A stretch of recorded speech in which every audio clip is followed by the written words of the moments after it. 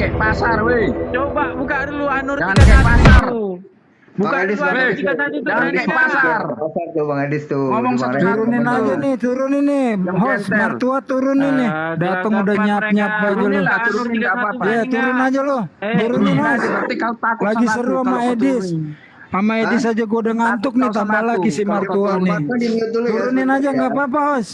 Turunin host. Dia orang Nggak baik. seru. Enakan sama Edis. Enakan sama Edis. Edis nanti Edis malu. Aku harus dibantu. Aduh teman-teman jangan naik biar aku menang 1 lawan 8 muslim. Jangan dibantu aku. Nanti aku nggak bisa framing. Aku menang 1 lawan 8 muslim. Jiwanya gerupuk. Ada Bang Zuma tuh sapa dulu. Assalamualaikum. Mohon maaf Bang Zuma. Saya tidak bisa membela skornya. Waalaikumsalam warahmatullahi wabarakatuh. Skornya 3-0. Maaf Bang Zuma. Saya tidak bisa membuktikan ternyata ciuman kudus tidak ada dalam Islam. Ternyata pendeta sama pendeta, kita nggak punya ustadz menikah dengan ustadz. 2-0 buat Edis. Yang ketiga Ustazah dengan Ustazah kita nggak punya Bang Zuma. Jadi skornya 3-0. Kita kalah sama Edis Bang Zuma. Itu Ustadz cabul di pondok itu banyak, nyabulin santrinya banyak. Nggak sadar dia, nggak sadar mereka itu. Betul. Dan kita menyetujui pemerintah menindak dengan hukum. Bagaimana dengan pernikahan di balik tembok-tembok biara, ratusan ribuan aborsi. Kau pura-pura buta. Kalau ada orang Islam melanggar hukum, kami mendukung pemerintah untuk mengambil tindakan. Iya, kita mendukung pemerintah. Kalau memang terbukti bersalah, silakan dihukum. Tidak seperti kalian, pendetanya mencabuli anak-anak altar, kalian tutup mata, tutup telinga. Iya, coba Jubir buka ratusan anak-anak aborsi di balik biara. Ya, itu udah kita lihat. Dan komitmen umat Islam mendukung pemerintah untuk orang itu dihukum karena dia bukan orang Islam, ya, tidak orang Islam. Sekarang coba buka Jubir, di balik biara ya ada ribuan anak-anak hasil aborsi. Ya, iya. Jadi malu ya Jubir ya. Jubir kan tadi udah 3-0. Sekarang keluarin datanya. Ribuan anak-anak diaborsi oleh pendeta-pendeta. Ribuan anak-anak altar dicabuli oleh para pendeta-pendetanya. Dan seluruh umat, seluruh jemaat gereja tutup mata, tutup telinga. Iya, nggak berani, jemaat tidak berani menampilkan pendeta-pendetanya, bahkan dilindungi agar gerejanya tidak terdengar keluar. Kalau umat Islam mendengar ini, kita mendukung pemerintah supaya pemerintah menghukum kalau memang benar terbukti bersalah. Umat Islam menegakkan hukum-hukum Islam, tetapi kalau kejadiannya kepada pastor dan pendeta, jemaatnya melindungi supaya jangan terdengar aibnya sampai keluar. Oke, gitu ya Jubir ya. Jubir berani nggak tampilin ribuan anak-anak aborsi di balik biara ya, di Kanada, Amerika, Eropa, Australia ya, anak-anak. Iya, makanya keluarin itu Jubir. Dia berani mengeluarkan tuh, yang dia keluarkan kan Islam doang. Statementnya orang Islam bukti bersalah, silahkan dihukum. Tapi beranikah Kristen ketika pendetanya mencabuli anak-anak altar, membela pendetanya, ya? Itu dipecat pendetanya itu kalau ada begitu. Gak berani dia keluarin data, Cari aja, dipecat. gak berani keluarin data, gak bakalan berani si Jubir. Oke, udah lanjut lah. Mana semua lanjut Gerindra, standby. Sudah puas. Mereka orang-orang yang mendukung kezoliman demi membela gereja dan pendeta dan romonya. Lanjut Gerindra Zuma, standby. Ya, baik. Terima Dan itu kasih kan ya takut teman-teman. sama orang Kristen, gerejanya dibakar, dibubarin, Kita diskusinya coba diarahkan dengan baik. Jadi gini, satu-satunya agama di atas muka bumi ini yang mengaku sebagai anak Tuhan itu agama Kristen. Jadi sebagai anak Tuhan harusnya tidak ada sedikit pun maksiat yang terjadi rumah ibadah. Sebagai anak Tuhan seharusnya tidak ada gereja yang kemudian melakukan tindakan maksiat yang mendatangkan bencana dan murka Tuhan, kan gitu. Tapi ternyata yang kita lihat justru lebih jauh daripada itu semua. Di tengah-tengah Kristen itu muncul sebuah kitab yang mereka anggap sebagai kitab suci untuk melegalkan nikah sejenis. Namanya Bible versi King James. Nah, ayat-ayatnya pun, data-datanya pun di dalam itu ada. Perintah, kemudian legalitas tentang nikah sejenis itu ada. Dan ini tidak ditemukan di kitab Islam. Di dalam kitabnya orang Kristen versi King James itu diterangkan misalnya dalam Roma 1 nomor 26.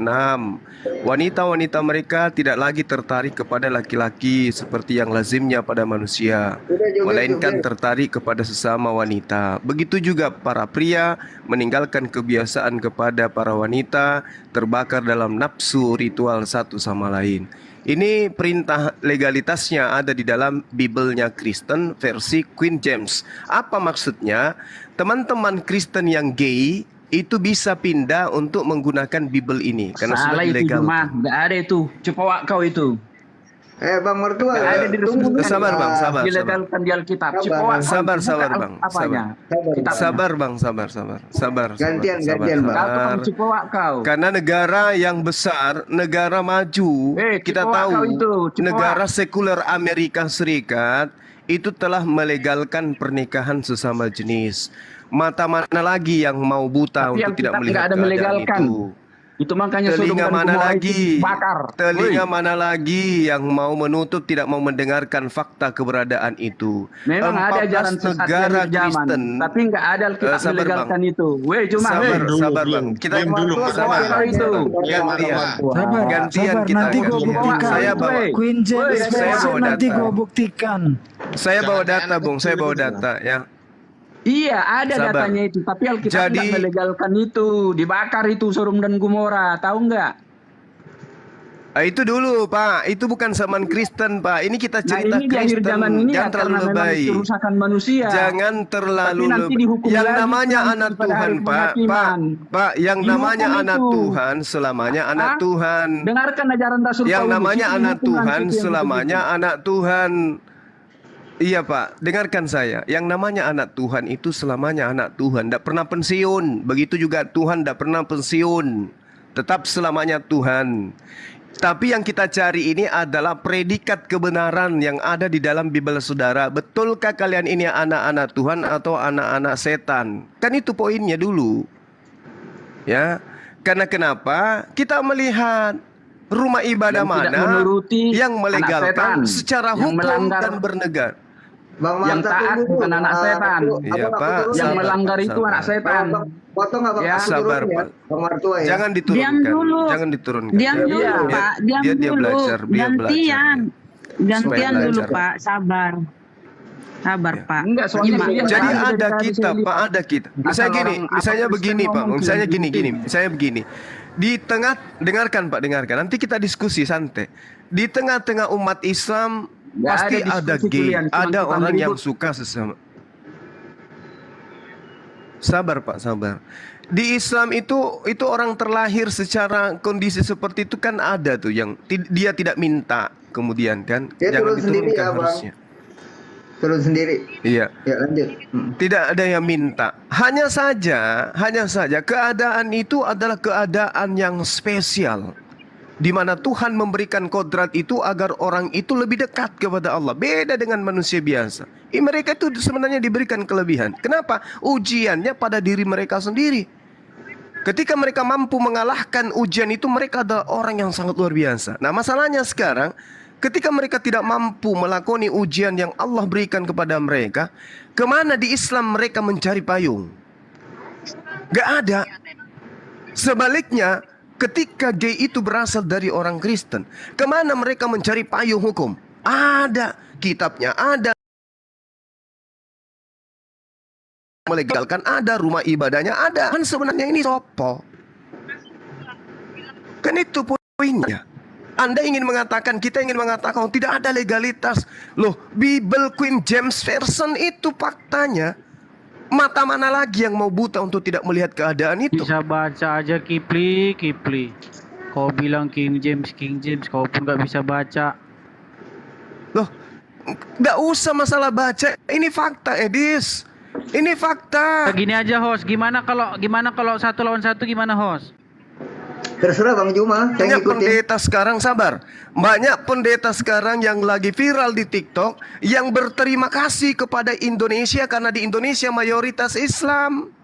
Mereka para pendeta yang khawatir ini Gimana host? tidak Bisa mau nggak dan 1 lawan tidak 1 atau takut atau gemetar? sabar sekali mereka ketika mengatakan bahwa umat Islam itu alhamdulillah, puji Tuhan, bisa mayoritas di negara ini. Karena kalau Islam minoritas, Kristen yang mayoritas, bisa jadi Bible juga di Indonesia ada yang melegalkan nikah sejenis karena terjadi di negara-negara luar. Jadi itu patokannya Itu gimana? keadaan. Pak, masa Itu patokannya keadaan pendapat yang orang? tidak Gimana bisa. kamu itu? Udah berapa lama Bukan, kamu diskusi itu bukan Kipli? itu bukan Kok patokan pendapat orang yang orang, jadi patokan? itu keadaan, itu bukan pendapat, kita Bung. bahas orang apa Itu bahas bukan Bible? pendapat.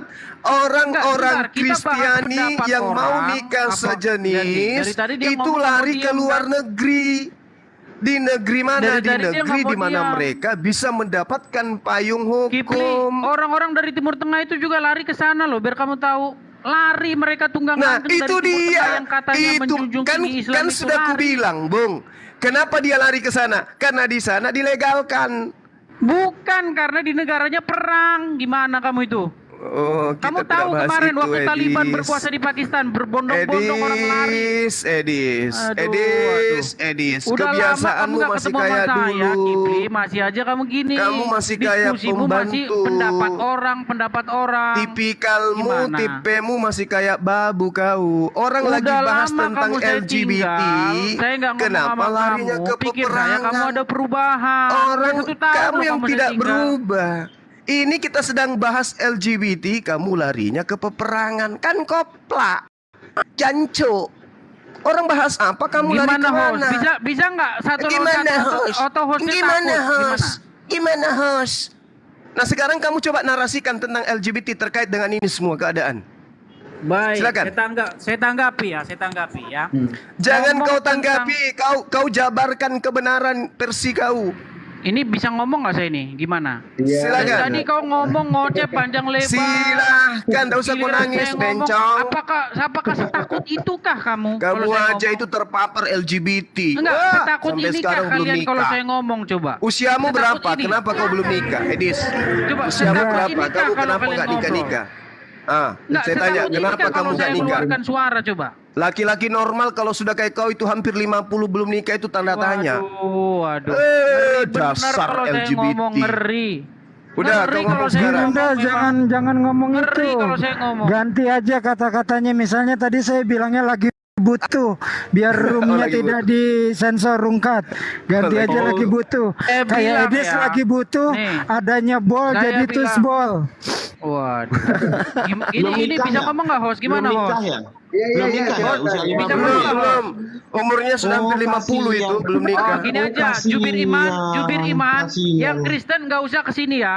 Kalau kita nggak usah dikasih ngomong, jangan pernah sekali-kali ke room muslim kalau nggak dikasih ngomong. Udah, kamu jawab dulu kenapa mereka kamu cuma belum ngomong terus, nikah? kita nggak dikasih ngomong.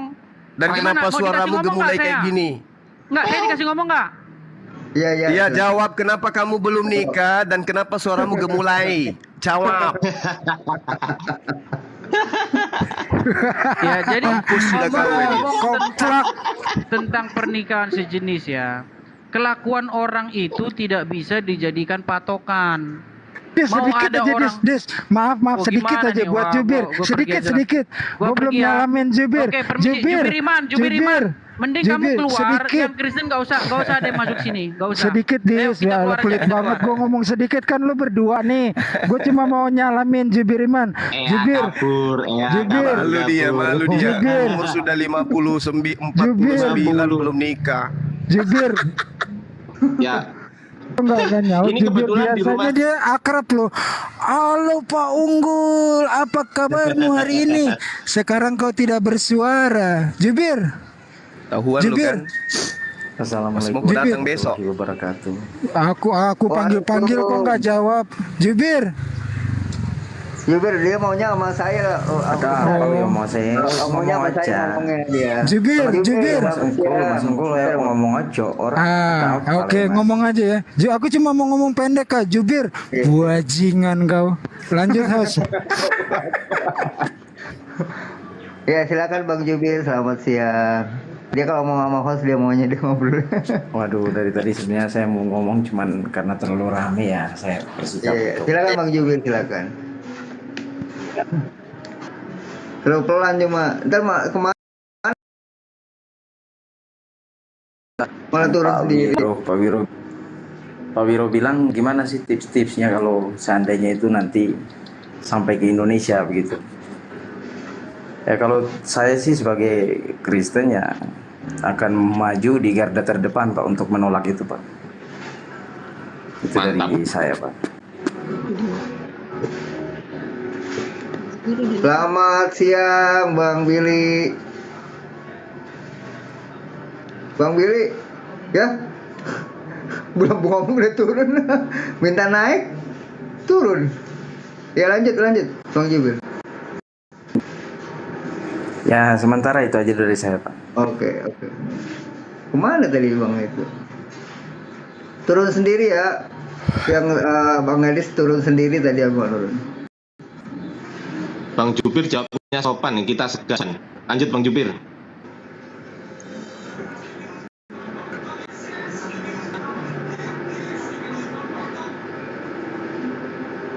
Mau dialog apa nih Bang Jubir nih? Ini mungkin dari Pak Unggul dulu atau Pak ini mungkin Gerunda mungkin silakan. Saya mungkin hanya menanggapi aja nanti. Silakan Iya. Gerunda. Jadi kita tahu di dalam Bible itu ada larangan homoseksual. Di Al-Quran juga ada larangan homoseksual. Al-Quran, Bible sama-sama melarang.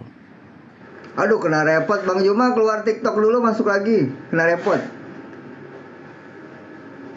Bang Juma kena repot. Keluar dulu.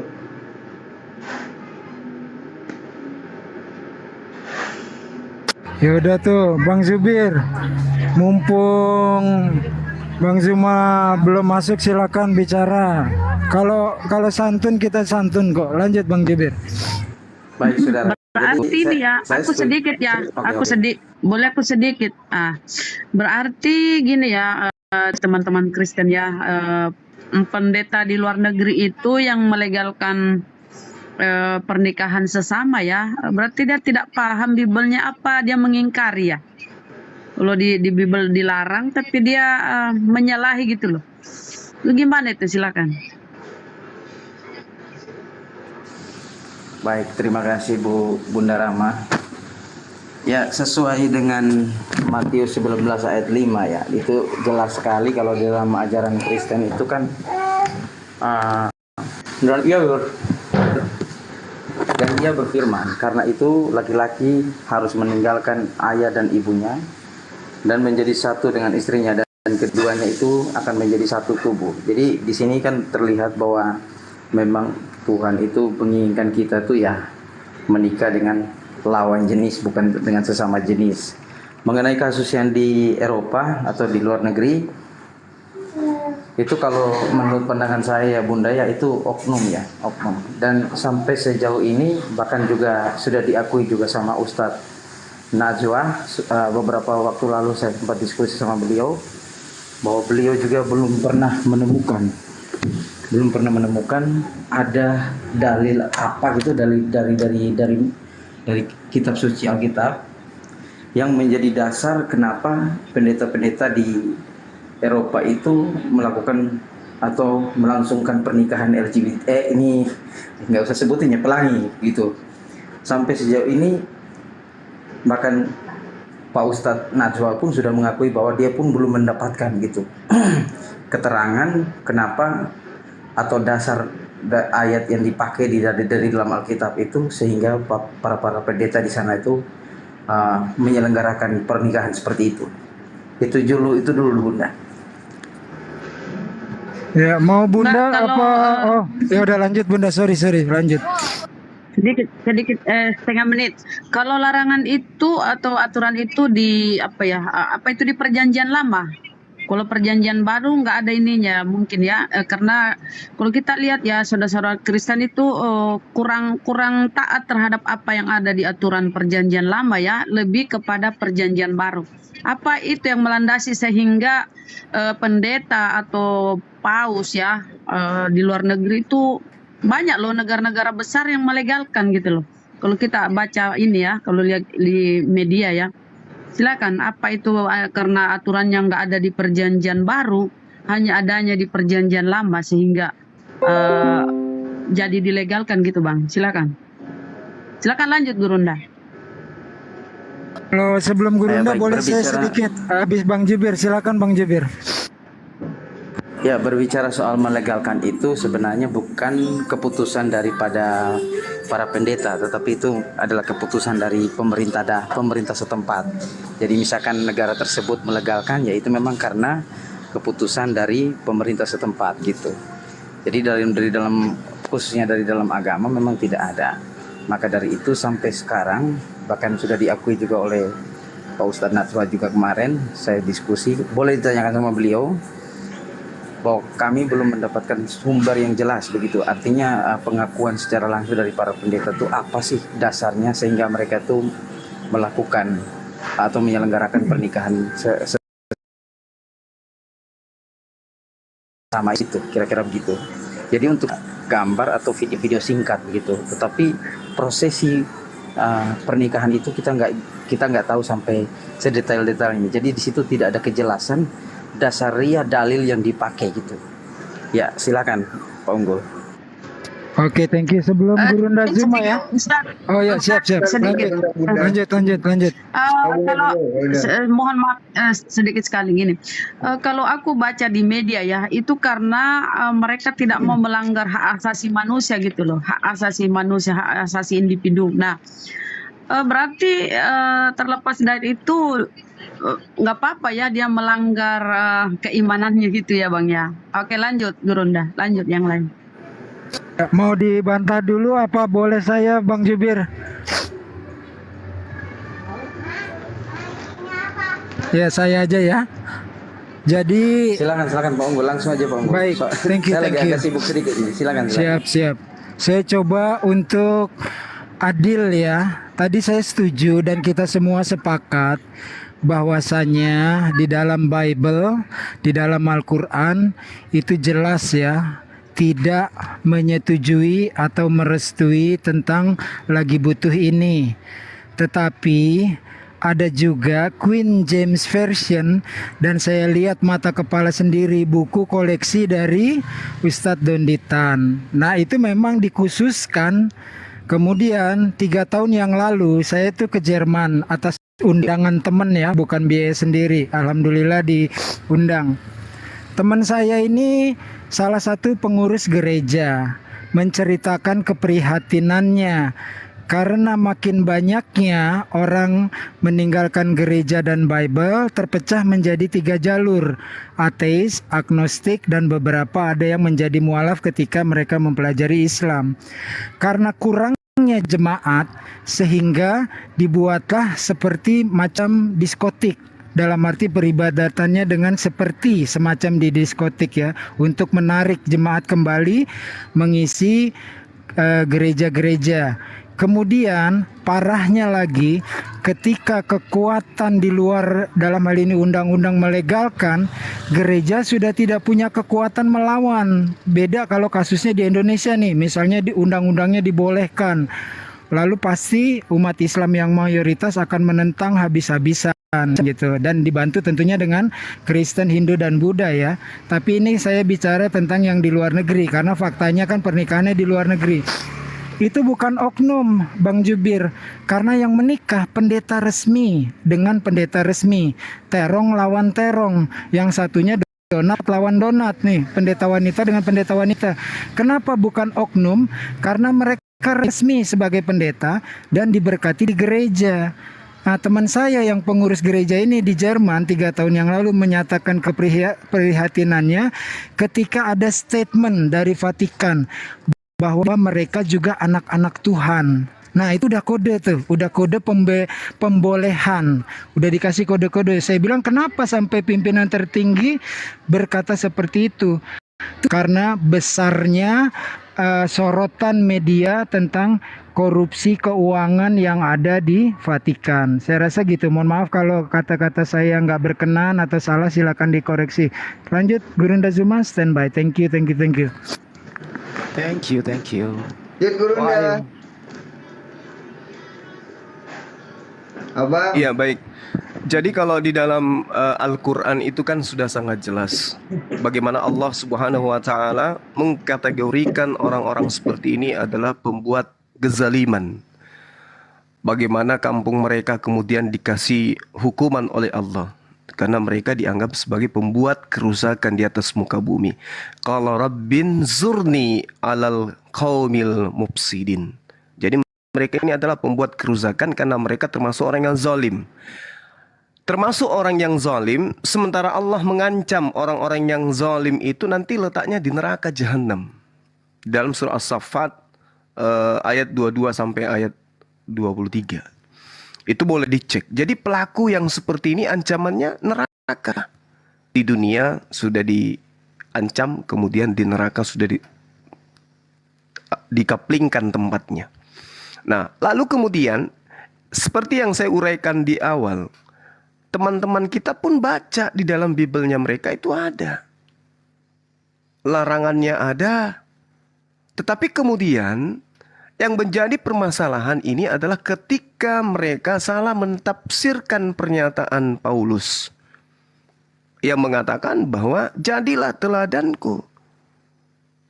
Kamu harus mengikuti aku sebagaimana aku juga mengikuti Yesus. Mereka salah mentafsirkan kalimat itu. Ketika kemudian Paulus mengatakan di dalam 1 Korintus 6 nomor 12, segala sesuatu halal bagiku. Tidak ada yang haram dan aku tidak mau diperhamba oleh sesuatu apapun. Nah, ini kemungkinan besar yang disalah tafsirkan sehingga muncul apa yang saya katakan tadi, bahwasanya di tengah-tengah mereka itu muncul Bibel yang melegalkan sebagai alat pengukur daripada kelakuan. Itu yang pertama. Kedua, seperti yang disampaikan oleh pengalaman Akhi Unggul barusan, saya juga punya teman di Departemen Agama ya. Sekarang kalau nggak salah dia ditugas di salah satu kabupaten ya. Kami akrab, beliau juga dari Kristen, dia kerja di Depak, PNS. Ucapan yang sama juga terlontar. Dia katakan kemungkinan, tapi ini kemungkinan. Tapi mendekati kebenaran. Kemungkinan oleh karena jemaah-jemaah yang tadinya membludak itu saban hari semakin berkurang. Dan mereka mencoba beberapa trik untuk kembali menggait mereka tapi nggak berhasil. Sehingga mereka mendekati komunitas yang tersisi tetapi komunitasnya besar.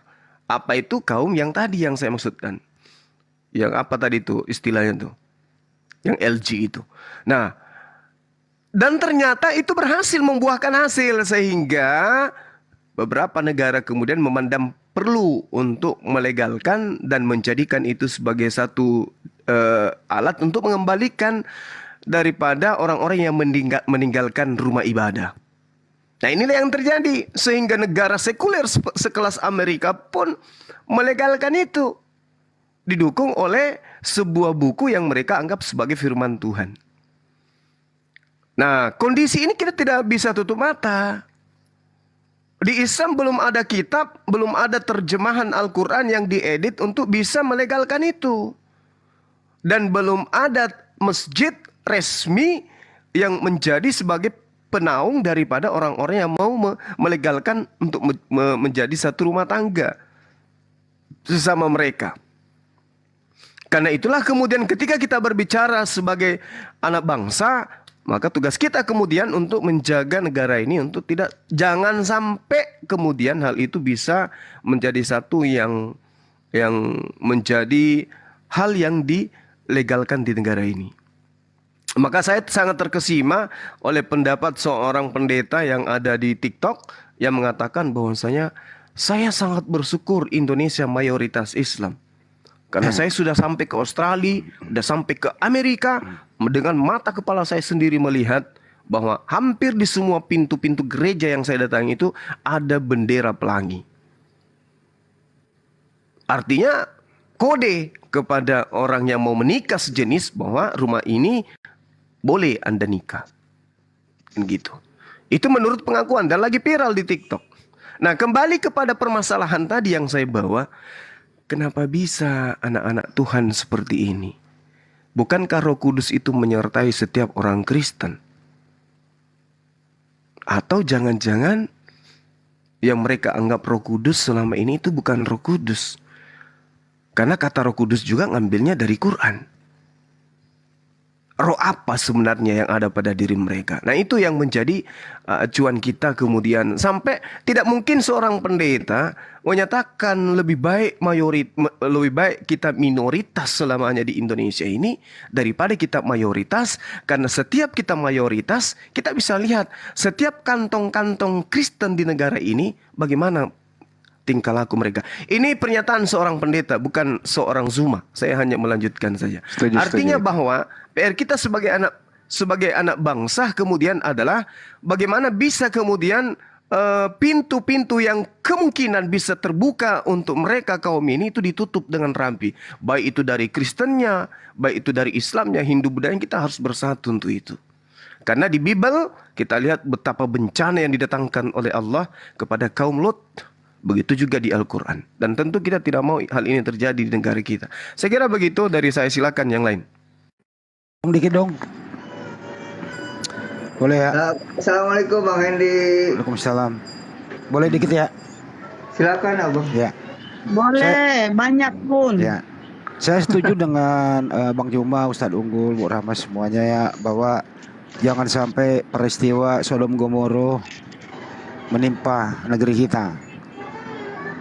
Ini harus kita tangkal jauh-jauh hari sebelumnya. Alhamdulillah dengan mayoritas Islam di Indonesia, ajang berkumandang tidak pernah berhenti menangkis semua hal-hal yang bisa merusak bangsa ini gitu.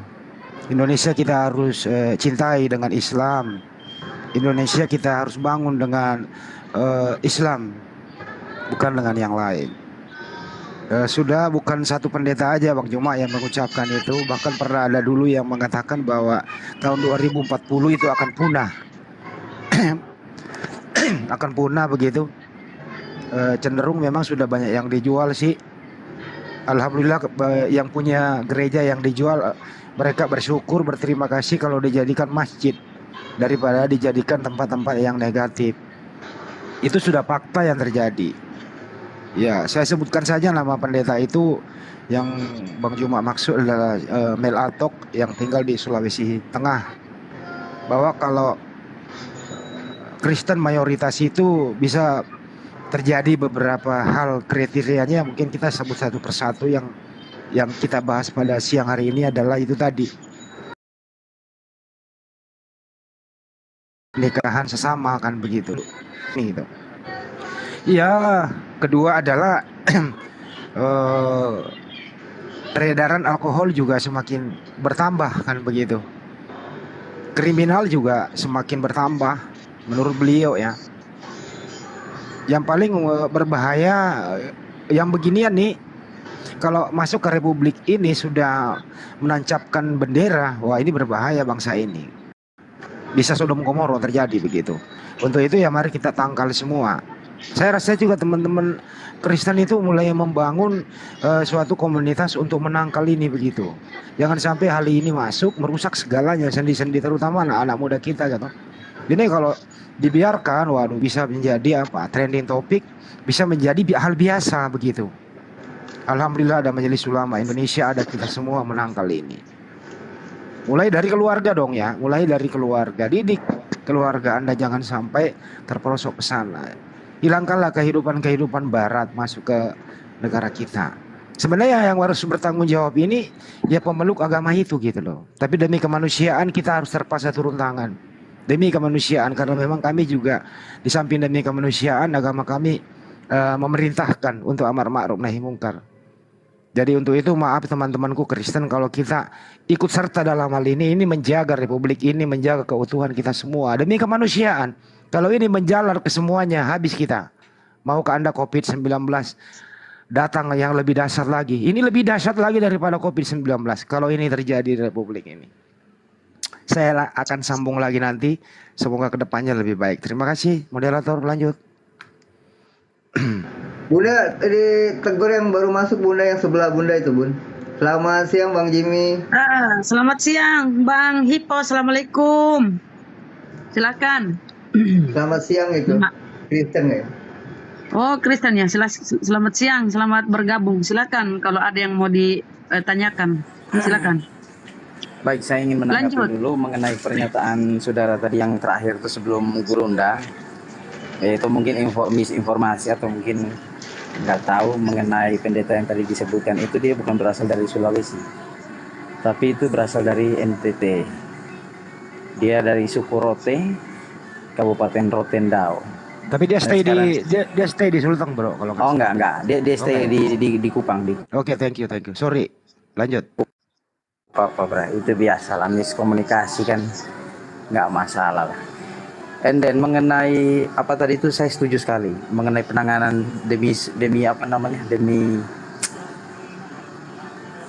kemanusiaan bangsa. kita harus Bangsa. demi kemanusiaan kita harus bergandengan tangan untuk menolak itu. Saya sangat setuju sekali. Saya juga tidak setuju, saya sebagai Kristen akan berada di garda terdepan untuk menolak itu. Tetapi berbicara mengenai apa namanya, pernyataan Mila Atop yang lagi trending topik, di mana dengan kecil hati saya harus mengatakan bahwa itu tidak bisa dijadikan parameter. Jujur saya orang timur juga. Saya ini orang timur. Jadi saya paham betul tata cara dan kultur budaya dan cara berbicara orang timur. Apalagi khususnya saya dengan Pak Mil Atok ini berasal dari kultur budaya yang sama. Kita tuh ada yang namanya tuh gaya bahasa, atau sering membicarakan satu tuh selalu dilebih-lebihkan gitu untuk mempengaruhi audiens. Mungkin dia punya misi supaya anak-anak muda pada tempat itu tuh jangan sampai terjala atau jangan sampai terpapar gitu. Jadi itu kita ada budaya-budaya seperti itu, sengaja melebih-lebihkan sesuatu hal yang sebenarnya ya enggak, nilai presentasinya hanya 1-2%, tapi dibikin bombastis supaya kita ini sebenarnya ingin mengcover atau menjaga anak-anak muda kita tuh supaya jangan terpapar. Ini loh bahayanya. Begitupun ketika kita mengatakan bahwa narkoba itu begini. Kadang ada hal-hal yang kita sampaikan itu lebih daripada itu. Untuk apa? Supaya ya itu tadi tujuan utama kita ya, mengcover anak-anak kita itu supaya jangan sampai terpapar. Nah itulah gaya bahasa seperti itu. Jadi saya sih nggak terlalu menjadikan itu patokan, tapi terlepas daripada itu saya juga sependapat dengan Mel Atok bahwa lebih enak jadi minoritas daripada mayoritas. Kira-kira begitu. Silakan yang lain mau tanggapi. Bang Jimmy silakan. Ada yang mau disampaikan? Ya, sedikit ya. Belum ditanggapi yang lain. Itu artinya gini ya. Artinya kalau dilihat dari segi ketaatan, Islam Masya Allah ya, jauh lebih taat betul dengan apa yang ada di kitab sucinya. Nah, kalau kita lihat ini sekelas pendeta loh. Kalau kita lihat aku ini ya, aku ada gambar sih, cuman nggak bisa open kamera di sini ya. Itu sekelas pendeta loh menikah sesama ini ya, sama jenis. Nah, itulah bedanya kita Bang ya. Kami itu mendengar dan kami taat. Nah, kalau kekristenan ya apa ya kalau dibilang ya, udah jelas-jelas ada di dalam Biblenya tertera larangan kabur jubir, tapi tetap dilanggar gitu loh. Silakan yang lain.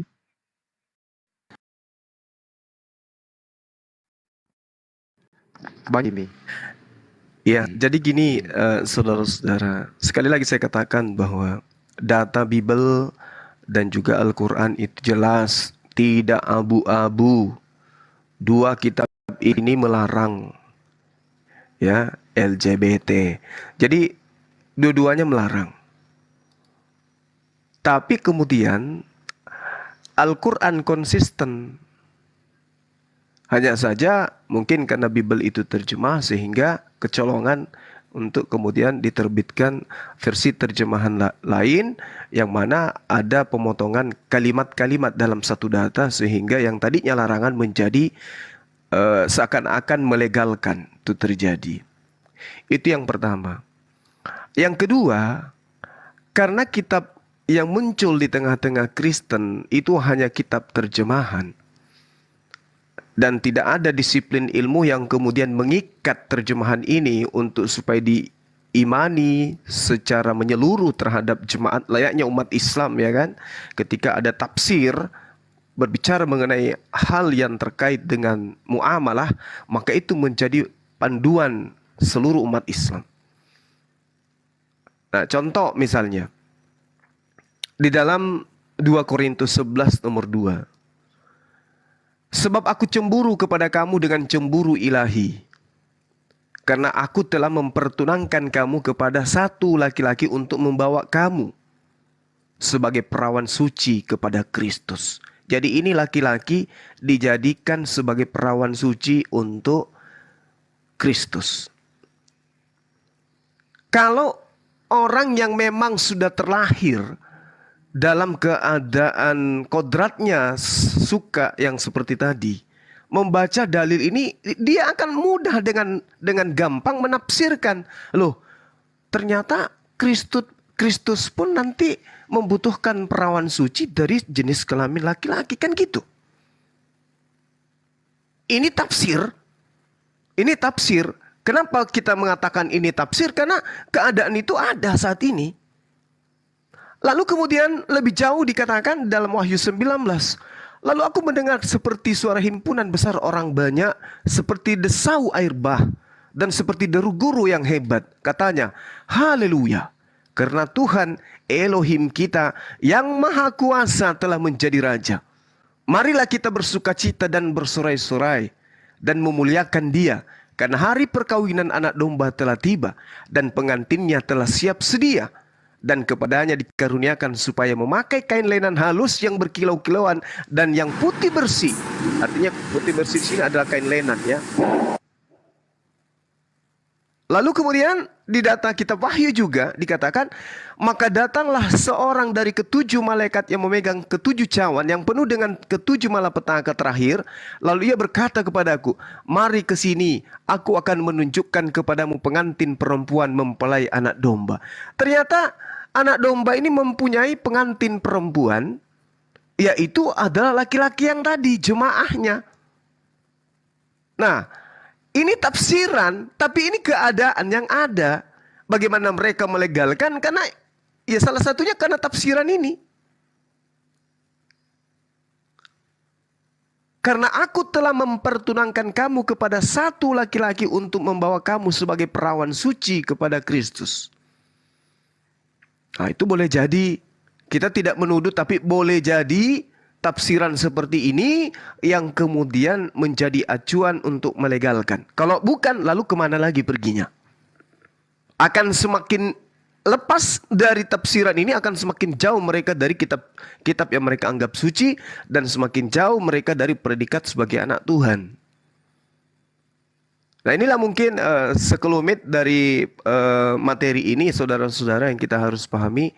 Di mana sekali lagi saya katakan bahwa kitabnya teman kita Kristen itu melarang keras. Dan juga Islam melarang keras. Bahkan Al-Quran mengancam neraka bagi mereka. Karena mereka dianggap sebagai pembuat kefasikan. Sebuah pembuat kejahatan. Dan itu adalah tindakan yang zalim. Ya karena itu kalau Islam konsisten melarang larangan akibatnya ada. Tetapi sangat disayangkan kitab Kristen sekarang itu ada yang direvisi kemudian melegalkan hal ini. Saya kira gitu sementara, silakan. Disambut dulu yang baru bergabung tuh, Aan, Pak Aan. Bang Aan, selamat siang.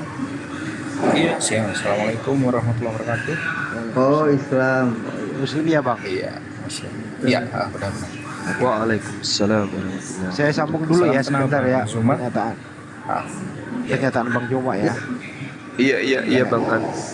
Begini Bang semuanya ya, karena justru karena dengan terjemahan itu ya Bang Juma ya, mohon maaf kali ini kita sependapat, tapi nanti endingnya pasti sependapat. Justru dengan terjemahan itu saja Kristen itu mudah dikenal di Indonesia Bang, semuanya ya. Kalau seandainya mereka jujur dalam menerjemah, bahkan mereka dibudayakan untuk mengenal bahasa Yunani itu begitu, saya rasa Kristen mengalami kesulitan beradaptasi di Indonesia ya, karena budaya bagaimana menerjemahkan Bible itu budaya Islam memang di dalamnya.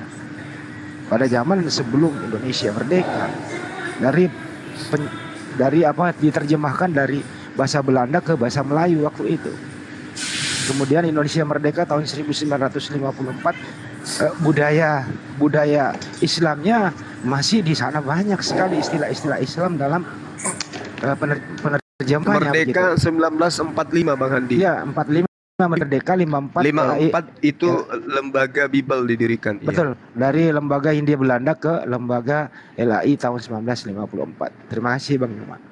Mungkin karena cepat kali saya bicaranya begitu ya. Jadi bahwa kenapa mesti begini begitu? Ya karena memang harus ke Indonesiaan, harus ke Islaman supaya mudah dikenal Kristen di Indonesia ini.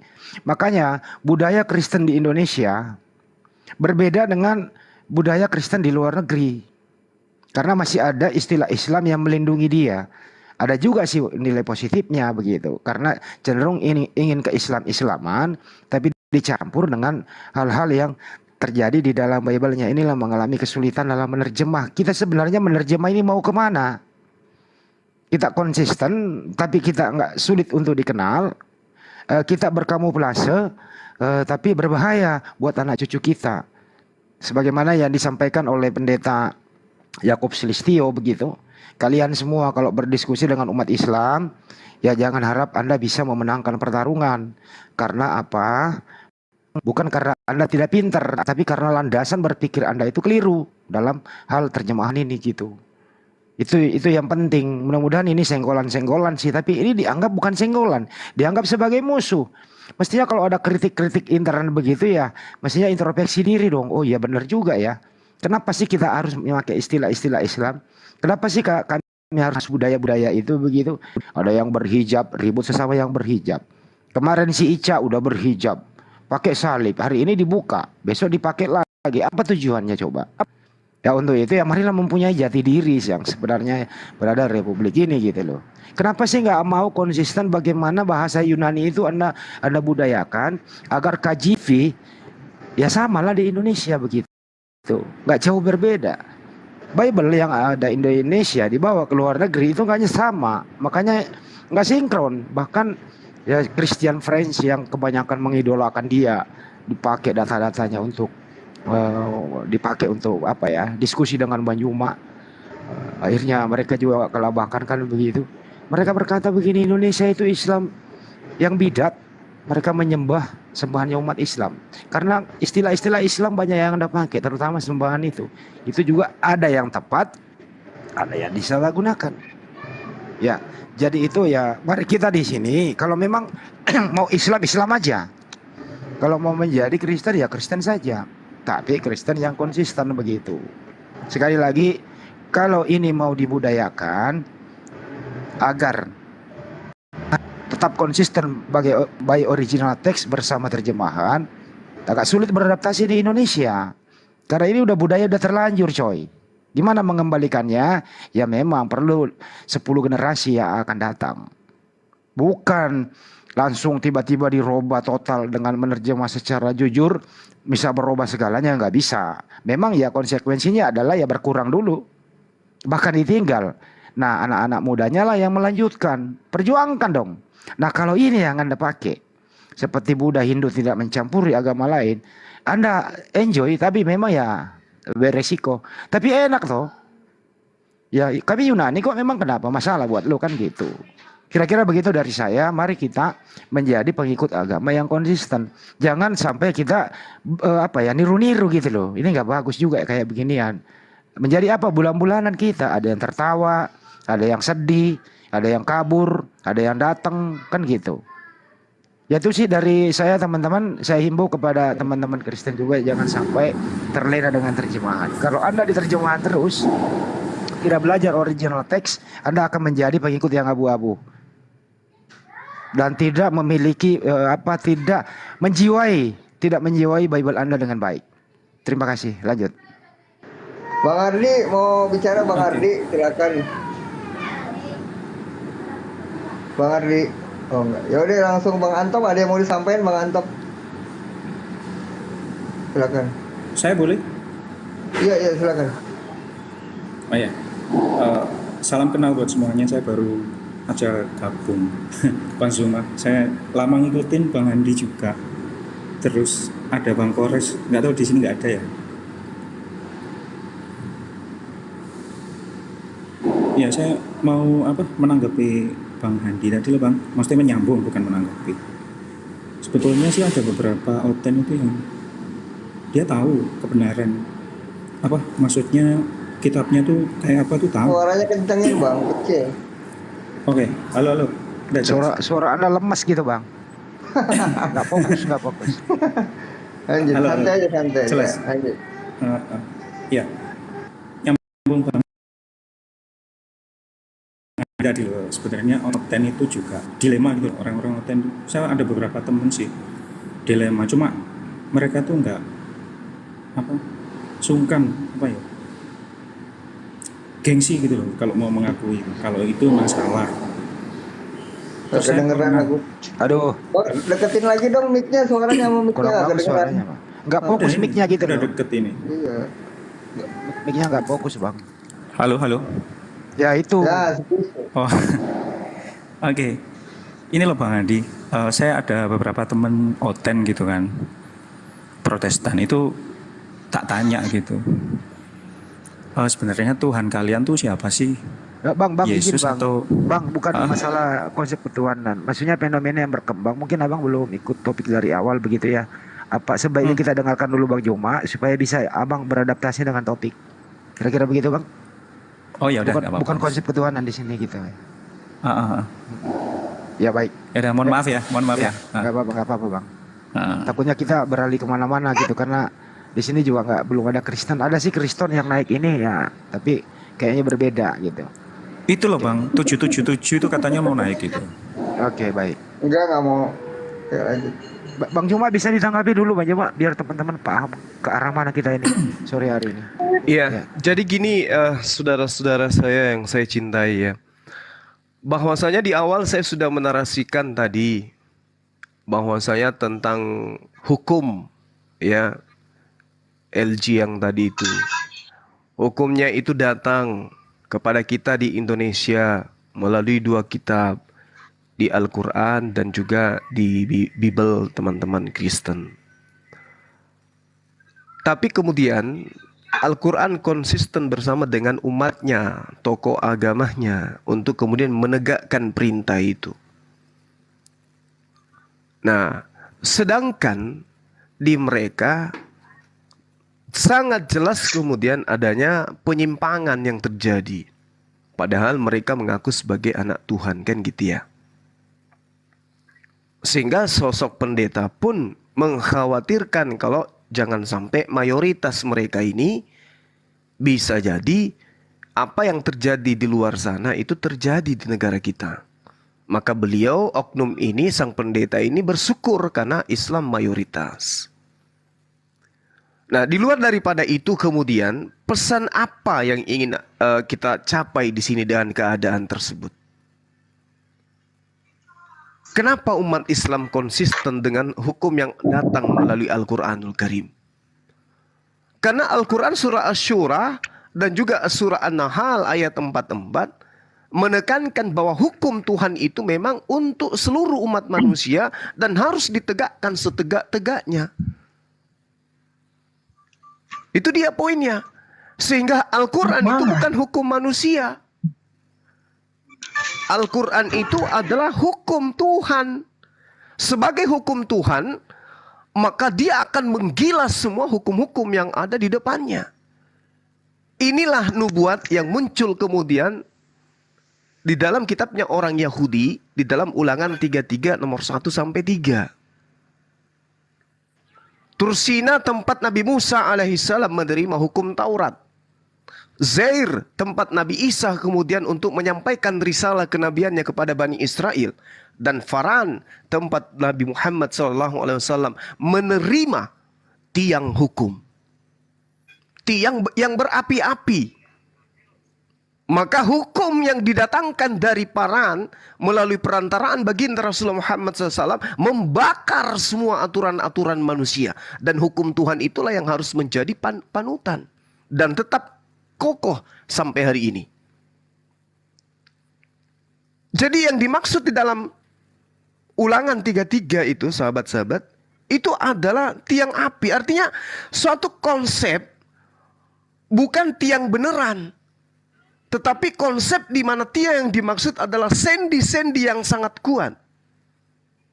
Karena konsep ini atau agama yang dibawa ini adalah agama yang kuat, maka harus kuat dari segala aspek. Lalu agama apa yang berasal dari Paran yang kemudian hukum-hukumnya menyala-nyala ini?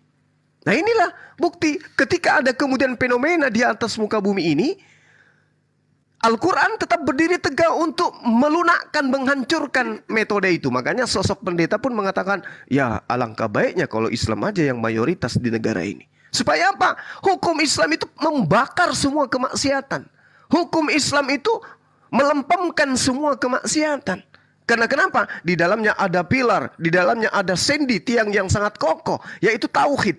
Apalagi muamalah, cinta sesama manusia, sosial merata dan seterusnya. Lalu kemudian ibadahnya sempurna, lalu akhlaknya juga. Nah, inilah yang dikatakan tiang yang sangat kokoh yang berapi-api yang datang dari gunung Paran. Yang harus ditegakkan kepada seluruh bangsa-bangsa. Sehingga ketika di Islam mayoritas, Indonesia mayoritas Islam, maka hukum-hukum kebinatangan yang masuk ke Indonesia itu kemudian mampu dihanguskan. Karena itulah kemudian sosok pendeta pun mengakui alangkah baiknya kalau Islam tetap mayoritas di negara ini, karena umat yang sangat kokoh di dalam memegang sendi-sendi keyakinan mereka. Allahu Akbar. Ya itu lihat tadi, makanya ku katakan Islam punya larangan untuk itu, Bible juga punya larangan untuk itu, tapi ada yang melempem, letoi. Tapi ada yang tetap kokoh berdiri. Nah, itulah terkait dengan apa yang saya jelaskan di dalam Al-Quran surah Asy-Syura ayat 52 dan juga An-Nahl ayat 44, dan Islam memang sebagai pilar di antara semua keyakinan. Saya kira gitu, sementara silakan yang lain. Bang Juma. Bro, Kriston mau sampaikan apa Kriston? Gak, gue nanya dulu dia. Kriston. Halo teman-teman. Halo. Ya. Kriston, kira-kira teman-teman, selamat siang. Selamat makan siang buat semuanya. Mudah-mudahan semua teman-teman yang di grup maupun di bawah yang tap-tapnya, mudah-mudahan diberkati selalu, dirahmati selalu dengan pencerahan-pencerahan. Yang di bawah bantu tap layar, yang di bawah. Abang-abang yang ada, Abang Hadriansyah, Abang. Nggak usah dijadi pembuka, ini udah terbuka. Gitu loh. Ini udah langsung ke topik. Ya. Sudah pembukaan keberapa ya? Kriston, menurut kamu dengan topik yang tadi ini, Kriston, menurut kamu dengan topik yang tadi ini bagaimana, bro? Kamu udah pernah mimpi nggak? Anak durhaka ini ditanya. Tadi ampun dulu. Ampun Kamu dosa aku lah, aku durhaka. Ampun jua, ampun. kamu udah pernah Wan. Kamu udah pernah mimpi nggak gitu? Gejala ini menurut kamu ini hasil dari mimpi kamu, kira-kira apa yang terjadi, bro? Onda, kalau seperti itu adalah keinginan daging manusia. Ya, keinginan daging manusia. Makanya di dalam kitab-kitab itu baik Islam maupun Kristen itu sudah ditegaskan setiap upah dosa ada ganjarannya. Sebelum zaman sekarang ini modern yang sudah maju gini, udah ada LGBT ya. Sebelum ini juga sudah ada ya. Kita kembali kepada zaman sejarah di mana zamannya Nabi Nuh, di situ ada perkara LGBT yang luar biasa ya, sehingga mereka dilaknat gitu, mereka di bumi hanguskan oleh api dari surga. Nah, kembali kepada kita pribadi masing-masing untuk zaman sekarang Kristen yang sudah sebentar. modern. Kristen, ya, yang LED-nya jangan disebutin, takut di banned nanti kamu. LED Oh itu ya, aja. itu kebebasan ya. Oh. Jadi seperti Si BT aja, si BT gitu aja. Si Oh, BT. si BT. Oh Iya. iya. Seperti itu teman, itu keinginan daging. Ya, keinginan daging manusia yang tidak sadar terhadap aturannya sudah ada, tetapi karena kurang membaca firman Tuhan, kurang membaca Al-Quran, makanya mereka berbuat sesuka hati karena dosa ini hiburan. Dosa ini paling sangat mudah dilakukan, ya teman-teman ya. Dosa ini kesenangan hati kita. Bro, bukan itu topiknya gini. Dengerin. Iya, Bagaimana pendapat kamu? Seperti Anda yang bilang, Ton. untuk mengikuti hukum Jangan Taurat khotbah sangat gereja. berat. Betul memang. Untuk mengikuti hukum Taurat sangat berat. Betul sekali. Bagaimana pendapat kamu fenomena si BT ini gitu ya, berkembang di luar negeri? Bagaimana cara menangkisnya supaya tidak masuk ke republik ini? Itu loh topiknya. Kalau memang seperti itu, mudah-mudahan ya pemerintah kita tetap teguh kepada hukum dasar kita, bahwa memang hukum dasar kita diambil dari norma-norma agama, bukan daripada kehidupan sosial orang, atau mungkin sebagian hukum sosial ada, tetapi masuknya hukum-hukum di luar daripada Indonesia itu memang adopsinya, tapi dasarnya itu dari hukum agama yang menjadi dasar pendirian hukum-hukum di Indonesia. Mungkin ada orang hukum ada, supaya mungkin kita bisa sharing lagi mengenai pendirian penegakan hukum di Indonesia. Bagaimana Bible menangkis ini, karena di luar negeri itu adalah itu juga gitu loh, bagaimana menangkalnya? Iya, nah ini saya juga agak malu sendiri sebagai orang Kristen kalau Mau ada malu lu aja lu. gereja yang sudah menganut paham-paham seperti itu, si BT itu, dan mengatasnamakan Tuhan, mendirikan gereja untuk beribadah kepada Tuhan dengan cara-cara si BT tadi itu sudah melanggar sebenarnya. Nah, itu Saya maksudnya. Kristen Indonesia, saya melanggar, saya menentang itu juga. Semoga tidak ada di kita di Indonesia. Walaupun ada keinginan daging daripada kita untuk melakukan hal-hal itu, cepat-cepat kita sadar. Kita berdoa, kita minta orang untuk mendoakan kita minta dari para imam, para pendeta untuk mendoakan kita agar keinginan itu tidak berkelanjutan pada tindakan kita. Keinginan ada, tapi kalau dilakukan yang tindakan, praktekannya dalam kehidupan sehari, maka terjadilah itu. Seperti itu teman-teman.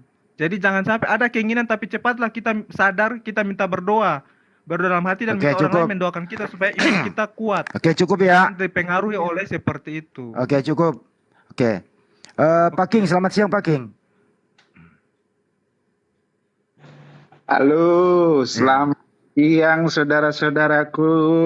Oke, topiknya adalah gejala selama ini, kita ambil satu saja yang lagi viral itu si pendeta Mel Atok, bahwa kalau Kristen mayoritas ini sangat berbahaya ini kalau beginian nih. Apalagi paham-paham yang luar negeri masuk ke republik ini bisa membuat komunitas di Indonesia ini berbahaya kita semua. Bagaimana itu si BT ini? Silakan. Iya, kalau LGBT jangan disebutin itu si BT aja. Jangan disebutin, Nggak masalah. Nggak masalah buat lu, tapi ini kan TikTok. Aduh, Oh begitu. juga ya. Oh iya, oke, saya menghargai. Jadi si BT ini ya jelas di kitab suci manapun melarang, itu suatu kemurkaan Allah perbuatan seperti itu. Karena binatang saja tidak cari yang sesamanya. Kita ini manusia. Ini sudah kerjaan iblis ini. Dan di Alkitab sendiri dijelaskan Sodom dan Gomora bagaimana itu Tuhan musnahkan waktu zamannya Nabi Lut. Ya kan? Itu Sodom. Sodom itu kan sodomi, kota Sodom. Itu jadi kata sodomi.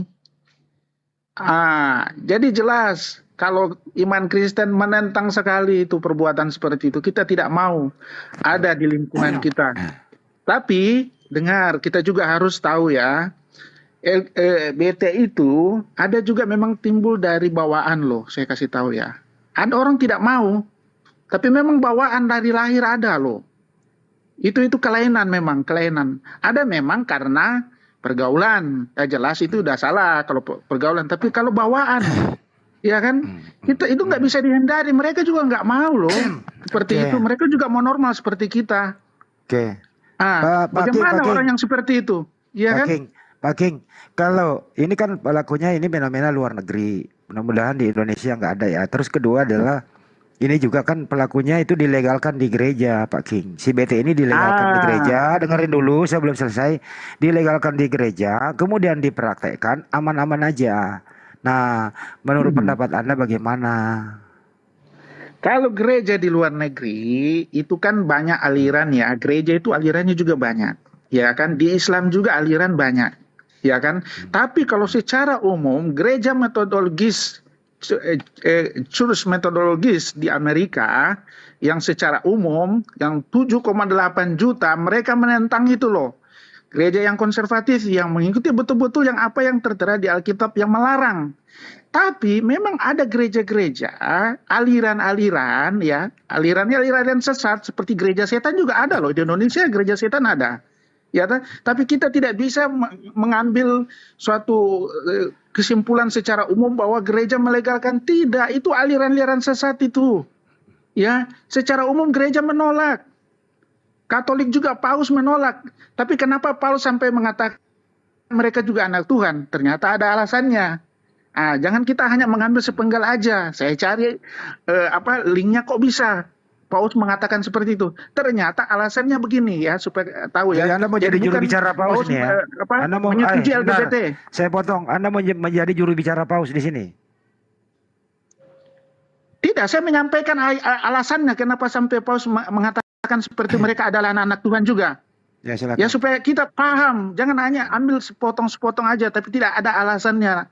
Kenapa sampai dia mengeluarkan kata itu? Alasannya kenapa?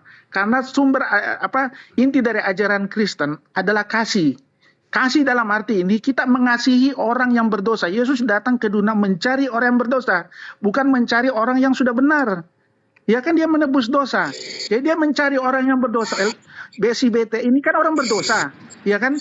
Tapi perbuatannya kita tolak.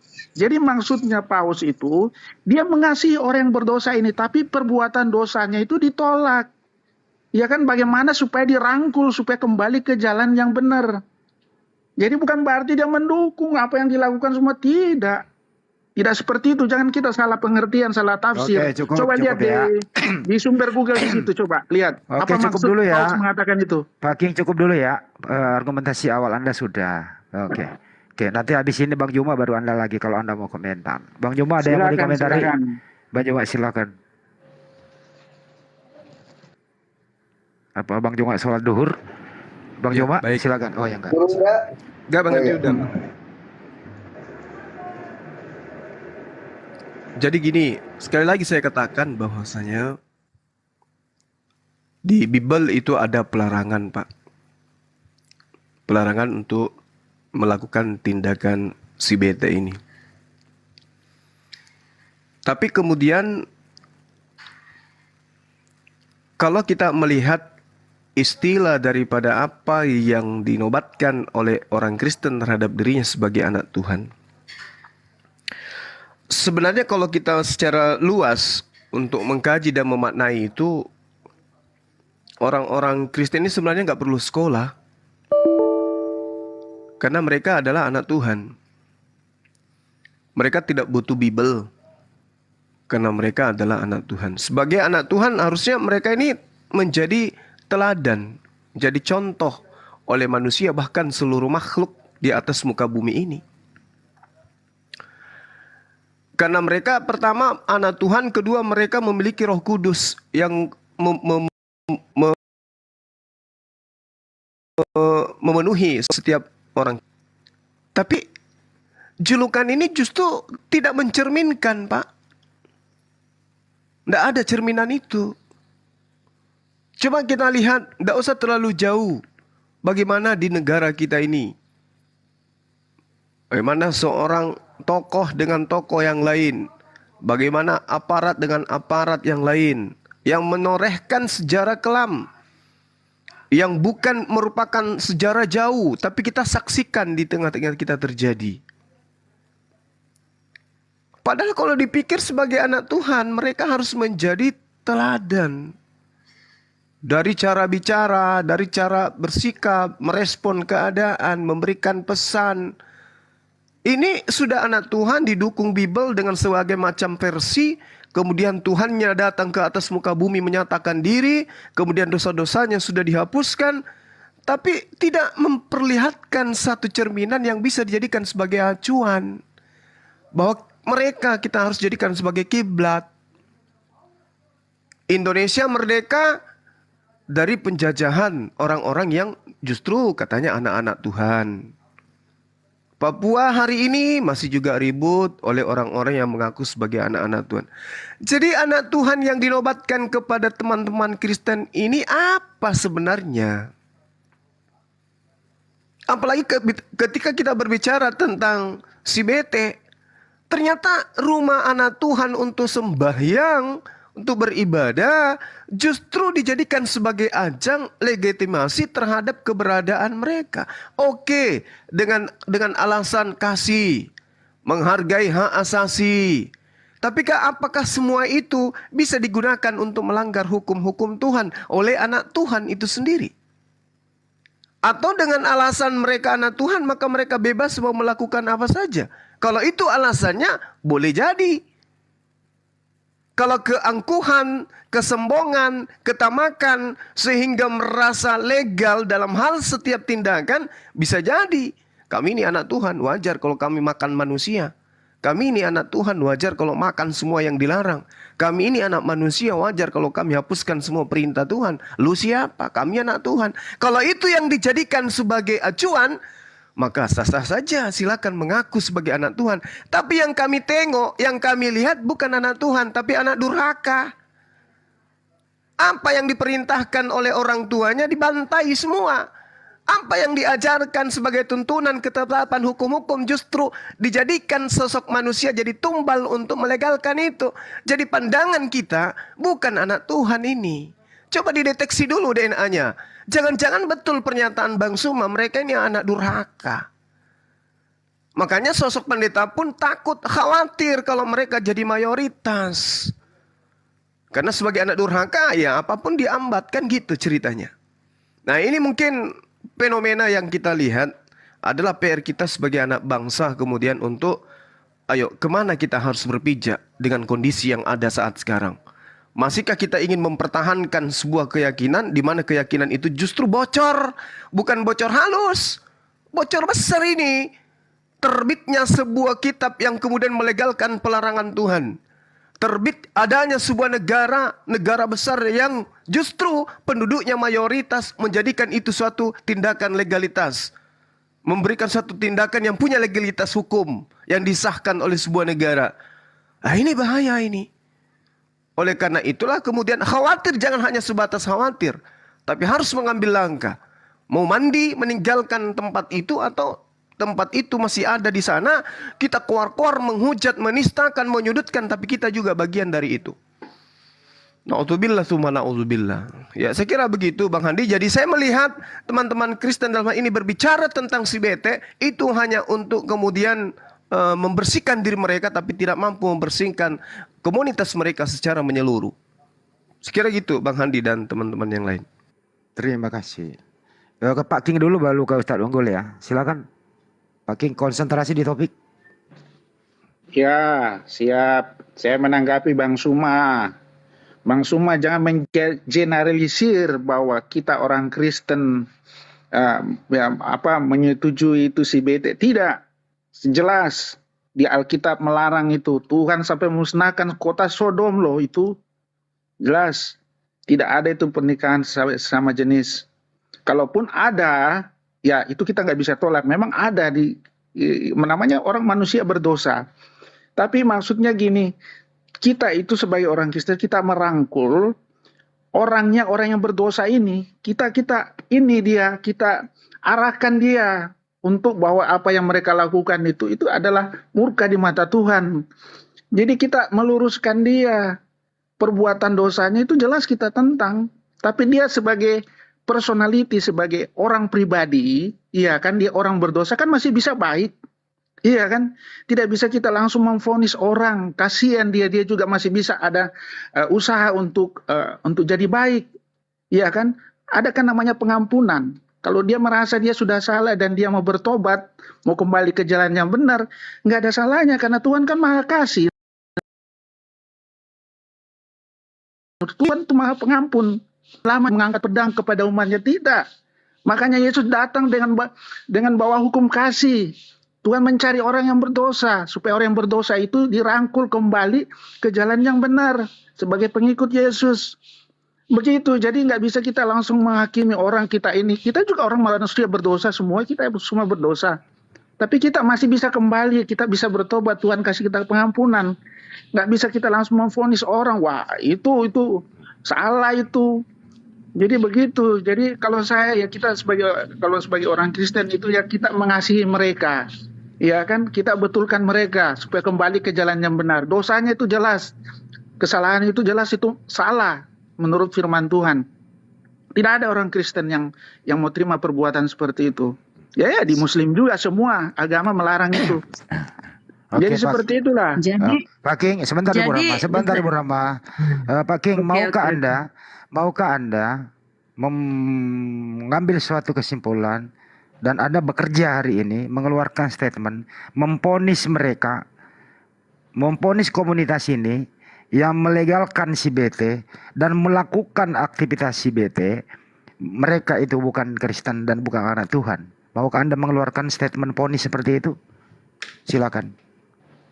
Ya jelas-jelas. Tadi saya sudah katakan Pak, itu perbuatan yang mereka lakukan itu dosa di mata Tuhan. Tapi orang personalnya ini, manusianya ini, ya kita juga mengasihi, dia orang berdosa, dia masih bisa berbuat baik. Dia masih bisa kembali lagi ke jalannya benar. Tapi maksud saya jangan kita memvonis langsung seperti itu. Mereka juga banyak yang lahir memang dari lahir bawaan. Itu sulit. Mereka juga mau berusaha. Jadi menurut Anda jadi menurut Anda setuju dengan Paus bahwa komunitas ini masih Kristen dan anak Tuhan begitu? Yang dimaksud anak Tuhan itu umat Tuhan. Dia adalah ciptaan Tuhan gitu Pak. Ya, bukan anak yang ini. Dia adalah ciptaan Tuhan juga, maksudnya Paus itu. Masih bisa juga berbuat baik, masih bisa juga sadar. Itu yang maksudnya begitu. Jadi ya kasihan, mereka kasih kesempatan lah kita rangkul yang masih mau kembali. Kalau yang tidak ya sudah.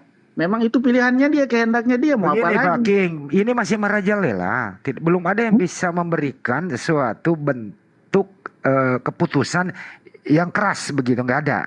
Hanya seperti Anda, seperti khotbah gereja. Maukah Anda mengeluarkan statement bahwa komunitas ini bukan Kristen, bukan anak Tuhan? Maukah Anda berkata begitu?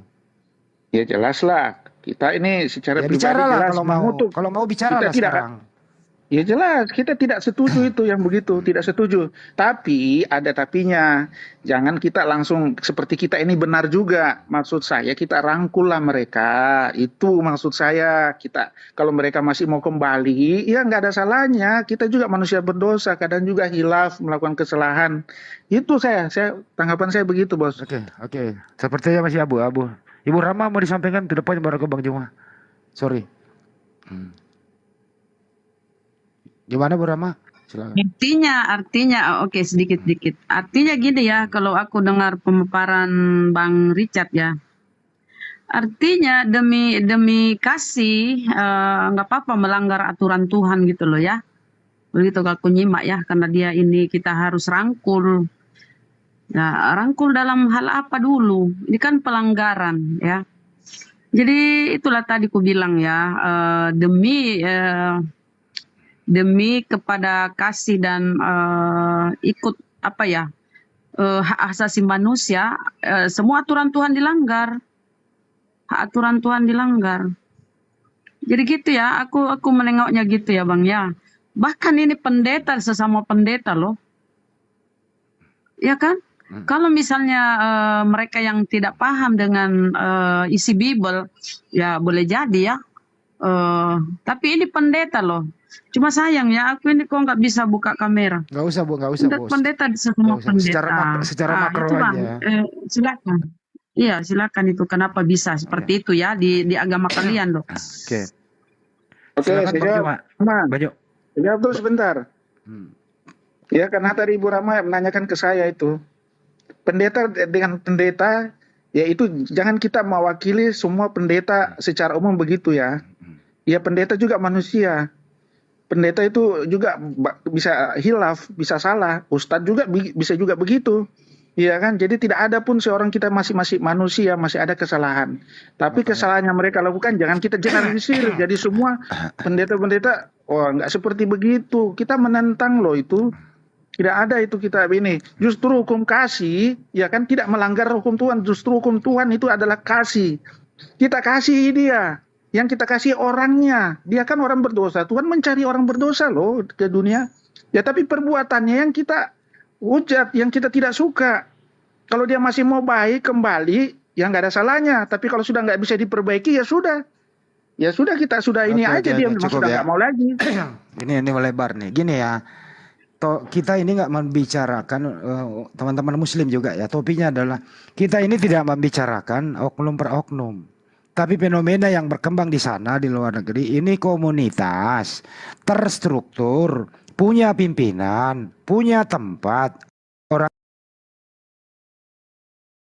banyak, ada komandonya. Untuk oknum Ada Bibelnya Bang. Rama izin dulu. Iya ada Bibelnya kan. Ada Bibel pelangi gitu loh, ada. Iya, ntar dulu Rama. Ya, jadi ini masalah komunitas. Jangan diganggu dulu, Pak. Ini mau ke Bang Juma nih. Ada komunitas terstruktur, dilegalkan, masuk media, beragama Kristen. Ya kalau untuk personal di umat Islam juga ada. Yang mengaku ustadz melanggar hukum ada.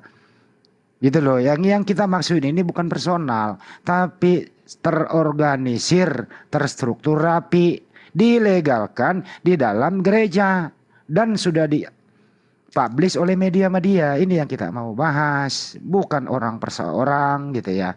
Di Bang Juma ya dulu Pak King ya, baru Anda nanti. Silakan Bang Juma. Iya.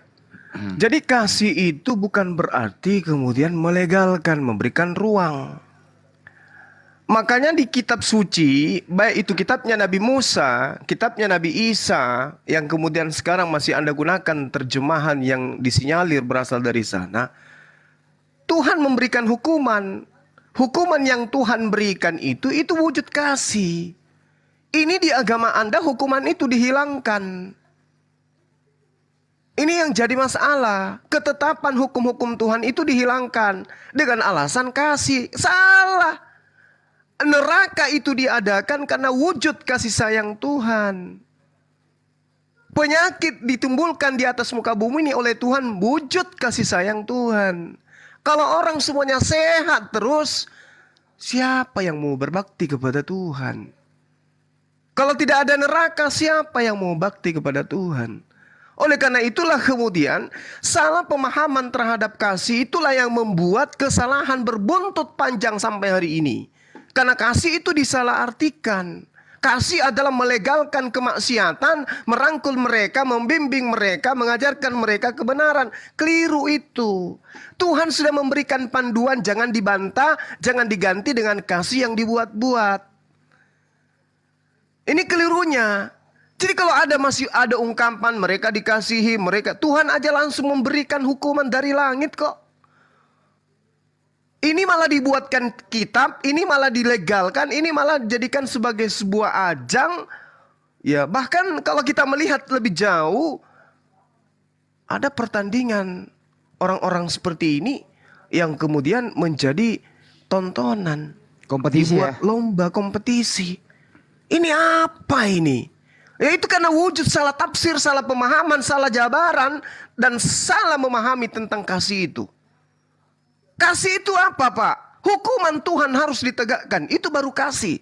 Penjara harus semakin banyak di Indonesia. Baru disebut Indonesia cinta rakyatnya ketika Indonesia memperbanyak penjara-penjara.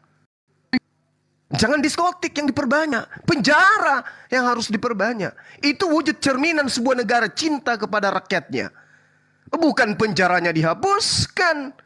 Karena sayang kepada rakyat, penjara dihapuskan. Wow, otak kebalik, bocor halus. Maka cerminan Al-Quran mengatakan segala sesuatu itu ada sebab, pasti ada akibatnya. Nah, kitabnya yang Anda gunakan coba Anda lihat. Apa kasih itu? Hanya lakukan dengan sangat setia perintah dan hukum yang diperintahkan kepadamu Tuhan melalui Nabi Musa alaihissalam. Itu baru kasih, Pak. Hiduplah kasih kepada Tuhan, yakni mengasihi Tuhan dengan hidup menurut segala jalan yang ditunjukkannya, tetap mengikuti perintahnya, berpaut kepadanya, berbakti kepadanya dengan segenap hati dan dengan segenap jiwa. Itu baru kasih. Jadi kalau Kristen ingin menutup diri sebagai membaluri agamanya sebagai ajaran kasih, maka kudu perjanjian baru itu dihilangkan, tampilkan perjanjian lama sebagai acuan dalam kehidupan rutinitas kehidupan beragama Kristen. Baru disebut kasih, Pak. Tapi kalau dihilangkan itu, dibatalin. Segala perintah yang ditunjukkan oleh Nabi Musa dianggap sebagai suatu perjanjian yang sudah kusut, dianggap sebagai sampah, dianggap sebagai satu hukum yang kemudian tidak lazim lagi. Lalu Anda ingin petantang-petenteng kasih. Dari mana? Kasih mbahmu. Ulangan 11 nomor 1. Haruslah engkau mengasihi Tuhan Allahmu. Dengan cara apa? Melakukan dengan setia kewajibanmu terhadap Dia. Dengan seperti apa? Senantiasa berpegang pada segala ketetapannya, peraturannya, dan perintahnya. Ketika ini dihapus, bukan ajaran kasih lagi, Pak. Ajaran kasihan. Sementara Kristen berdiri di atas pondasi, dengan matinya anak Maria dia telah membatalkan ketetapan hukum-hukum, ketentuan, ajaran Tuhan yang datang kepada Nabi Musa beserta segala ketetapan yang ada di dalamnya. Jadi yang muncul ajaran kasih, ajaran kasihan. Makanya si BT dikatakan harus dikasihi, dibuatkan tempat ibadah, dibuatkan kitab yang khusus untuk mereka. Ini yang terjadi, Pak. Ini yang sangat-sangat mengkhawatirkan. Padahal Yesus sudah berpesan loh. Islam tahu itu. Kami apologet siapa yang menghilangkan setitik pun, meskipun yang paling terkecil di dalam hukum Tuhan yang datang kepada Nabi Musa, maka mereka akan menempati tempat terhina, Pak. Terjemahan yang sebenarnya itu bukan tempat terendah, tapi tempat terhina. Apa implementasi kehinaan yang Anda terima hari ini? Agama Anda, kitab Anda melegalkan perbuatan yang lebih hina dari binatang. Yesus tidak salah-salah memberikan pesan. Yesus itu nabi, Yesus itu rasul. Ketika hukum Tuhan dihilangkan, maka yang terjadi kemudian adalah wajah ini harus menampung malu. Kenapa kita berada pada kondisi dihinakan oleh Tuhan? Tengok aja itu, Pak. Jadi agama jadi cendol jadinya, cendol basi. Kasih merangkul orang-orang ini, dibuatkan kitab, dilegalkan mereka, diberi payung hukum agar mereka melenggang. Lalu kita elus, oh kamu juga anak Tuhan. Itu anak durhaka, Pak. Makanya cobalah sedikit aja kembali kepada kaidah yang Yesus ajarkan. Tak boleh setitik pun hilang dari hukum Taurat itu. Ketika agama Anda ingin kembali menjadi agama yang penuh kasih dan cinta sayang, maka torehkan hukum Taurat itu kepada anak-anak Anda. Tapi permasalahannya adalah, apakah Anda Bani Israel? Nah itu dia. Demikian untuk sementara Bang Handi, silakan. Oke, terima kasih. Pak King dulu kalau Ustadz unggul. Silakan Pak King ditanggapi. Jangan keluar topik ya. Ya. Pak, Bang Suma kalau bicara kasih itu lain versinya Bapak ya. Yesus datang membawa hukum kasih. Kasihilah Tuhan Allahmu dengan segenap hatimu dan segenap jiwamu dan segenap akal budimu. Itu hukum pertama. Hukum kedua, kasihilah sesamamu manusia seperti engkau mengasihi dirimu sendiri. Itu hukum yang terutama. Jelas yang dibawa Yesus. Ya. Jadi Yesus seperti saya katakan tadi, dia datang memang mencari orang yang berdosa, bukan mencari orang yang sudah benar. Saya ulang lagi, ya. Jadi kita ini semua orang berdosa, tidak ada orang yang benar. Ketika seorang sundal dihadapkan kepada Yesus oleh pemuka agama Yahudi, kalau menurut hukum Taurat orang ini harus dirajam. Tapi Yesus mengatakan, siapa di antara kalian yang tidak berdosa? Ini disampaikan kepada kepala-kepala Taurat ya, pada saat mereka menyerahkan orang sundal itu di hadapan Yesus. Siapa di antara kalian yang tidak berdosa? Dialah yang pertama kali mengambil batu untuk melempar perempuan ini. Tidak ada yang berani, karena walaupun dia juga ahli-ahli Taurat, dia juga orang manusia biasa, dia juga orang berdosa. Makanya pergilah mereka ini orang ahli-ahli Taurat, karena mereka juga orang berdosa. Akhirnya Yesus mengampuni orang ini. Yang penting dia mau bertobat. Itulah hukum kasih, Pak. Hukum kasih. Kasih itu sabar, kasih itu murah hati. Kasih itu tanpa syarat, Pak. Tanpa syarat. Jadi kita mencari orang yang berdosa ini, kita kembalikan dia, semoga dia bertobat, ya, kembali kepada jalan Allah, ke jalan Tuhan. Itu maksudnya, bukan kasih kita menyediakan tempat fasilitas mereka orang-orang CBT ini untuk mengekspresikan mereka punya ini ya, komunitas ya. Tidak seperti itu. Kita tidak menyediakan juga komunitasnya. Ya kita larang hal-hal yang itu, sama di Indonesia kan dilarang. Tidak boleh lah. Tapi jangan kita langsung menghakimi mereka, itu yang dilarang kalau kita menghakimi. Dosanya ya jelas itu melanggar hukum Tuhan. Hanya orangnya yang kita kasihi karena dia orang berdosa dan punya potensi juga untuk berbuat baik. Itu yang kita membenarkan, yang kita cari. Kita mencari orang berdosa untuk menjadi orang yang baik. Jadi kita perbaiki, Pak, gitu. Kalaupun ada komunitas-komunitas di Amerika ya, dan Indonesia juga sudah ada komunitas seperti itu hanya sebagian kecil dari secara umum. Gereja menentang jelas. Gereja metodologis di Amerika menentang itu. Ya, ada memang gereja yang begitu, gereja sekte-sekte sesat, aliran-aliran sesat. Mereka bikin kitab-kitab sendiri, kitab yang tidak ada seperti yang di kitab Bible. Kitab yang dari aslinya. Jadi itu kita Kristen itu jelas melarang, Pak. Jadi jangan kita seperti orang Kristen terlibat juga di situ. Tidak, oknum orang pribadi itu, mereka itu pendeta-pendeta sesat itu kawin sesama ini, karena dia jelas di Alkitab melarang. Ada ceritanya malahan Sodom dan Gomora itu dihancurkan Tuhan karena perbuatan jahat di mata Tuhan. Seperti itu. Jadi janganlah kita selalu mengeneralisir, kita bikin framing ini, wah Kristen ini seakan-akan ini Paus juga mendukung si BT ini. Tidak ada alasannya, semua di situ dijelaskan.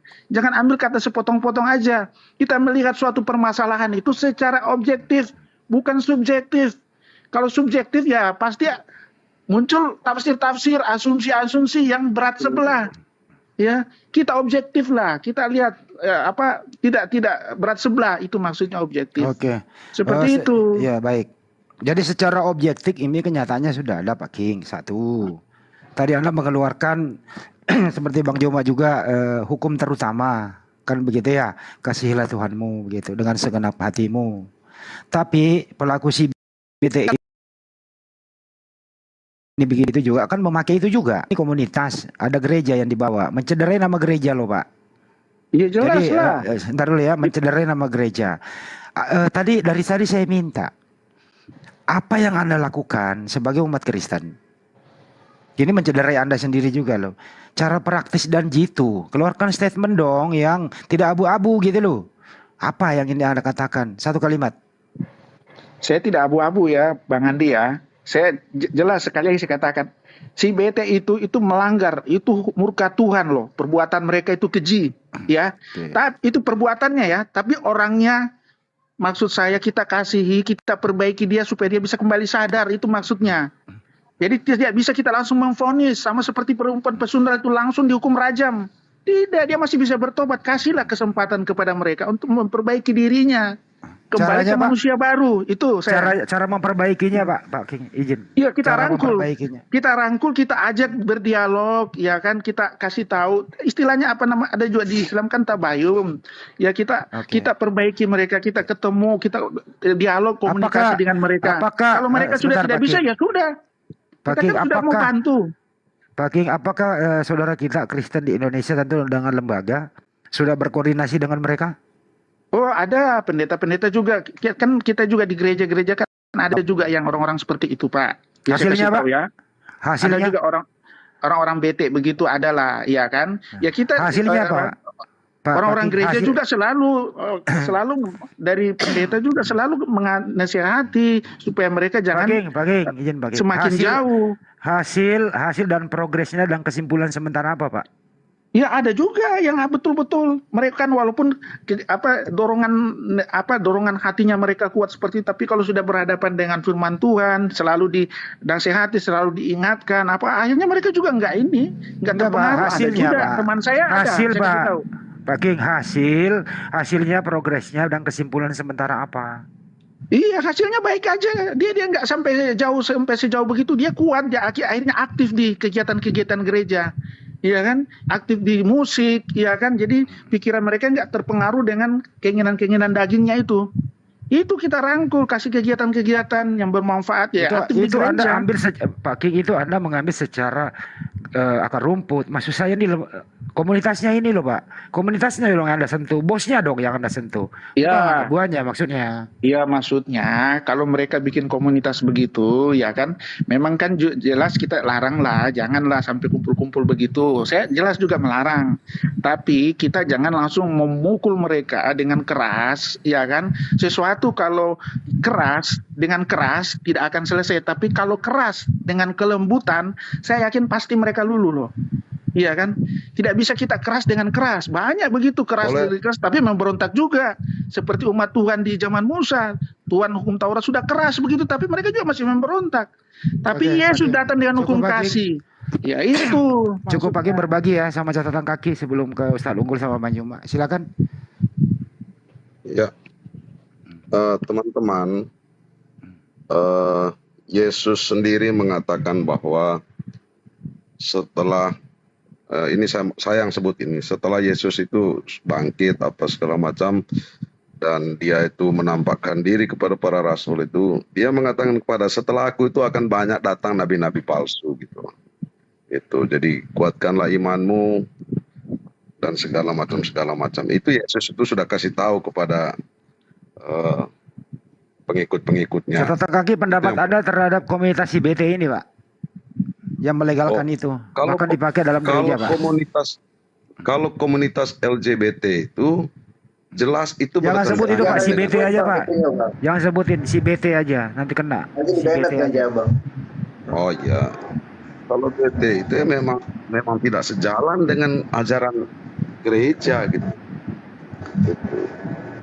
Oke. Tapi manusianya kan tidak bisa. Tuhan bilang bahwa kamu ini bukan ciptaan saya. Dianggap aja orang-orang itu adalah orang-orang menyimpang gitu.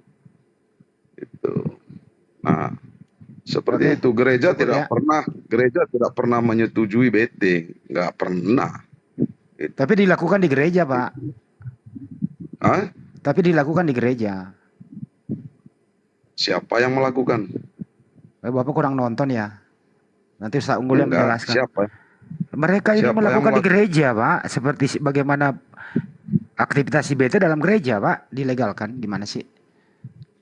Oh, tidak mungkin dilegalkan itu. Itu kan penyimpangan. Siapa yang melegalkan? Aduh, Ustaz Unggul, tombe dulu ya. Ustaz Unggul bisa komentar, Ustaz? Nanti yang dimaksud tadi itu gereja sesat, Pak. Jangan ambil secara umum. Stand dulu, Pak. Stand dulu. Biar Ustaz Unggul menjelaskan dulu. Silakan, Ustaz. Iya. Mungkin catatan kaki telat datangnya ya, kita udah bicara panjang lebar sebenarnya. Jadi kalau zaman sekarang kan udah nggak ada tuh nabi-nabi, udah pada nggak ada di bumi ya. Yang ada adalah pemimpin-pemimpin. Kalau Islam ulama-ulamanya ya, taruhlah dalam tanda petik, tapi ya dalam tanda petik adalah nabi.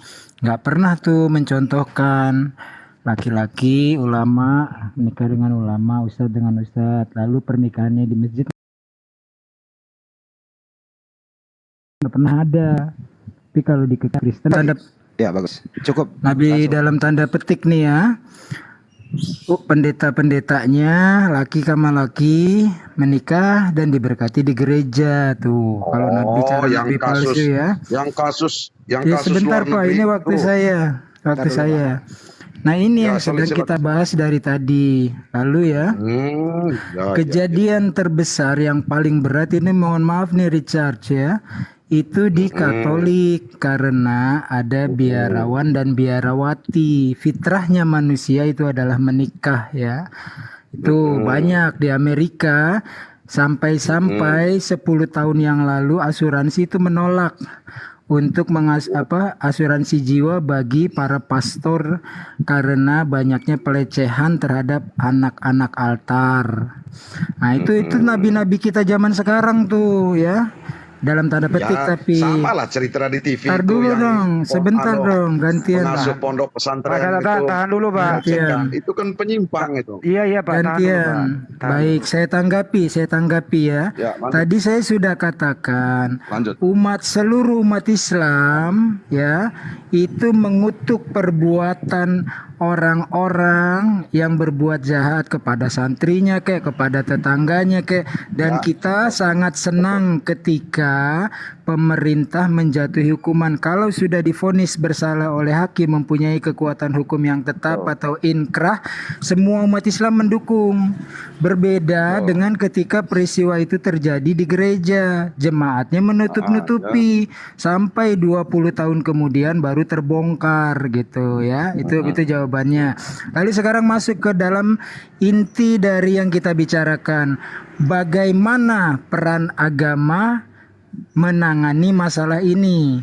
Islam selangkah di depan, yaitu pencegahan. Ya, misalnya kita lihat diatur cara berpakaian perempuan, diatur bagaimana laki-laki dengan perempuan. Laki-laki diwajibkan menundukkan pandangannya, kemudian perempuan menutup auratnya, hanya memamerkan kecantikannya kepada suaminya. Tuh, Islam mencegah duluan. Ketika tadi dibawakan oleh Richard ya, nggak ada kata-kata Yesus mengampuni, nggak ada. Kata-katanya adalah dosamu sudah diampuni. Dan parahnya lagi, perikop tentang Yesus bersama perempuan pezina itu ditulis 400 tahun kemudian setelah manuskrip tertua, manuskrip 4 yang agung, yang berwibawa. Kita kenal dengan Sinaiticus, Alexandrianus, dan Brezae. Vatikanus dan Brezae ya, itu 4 yang agung nggak ada di situ tuh, baru ditambahkan 400 tahun kemudian. Tapi begitu difavoritkan, setiap film Yesus yang saya tonton 20-an pasti menampilkan adegan ini ya. Nah, Islam bagaimana mencegah? Bukan masalah pengobatannya, bahkan jauh sebelumnya sudah ditegak, janganlah kau dekati zina. Tuh, mendekati saja sudah dilarang, apalagi melakukannya.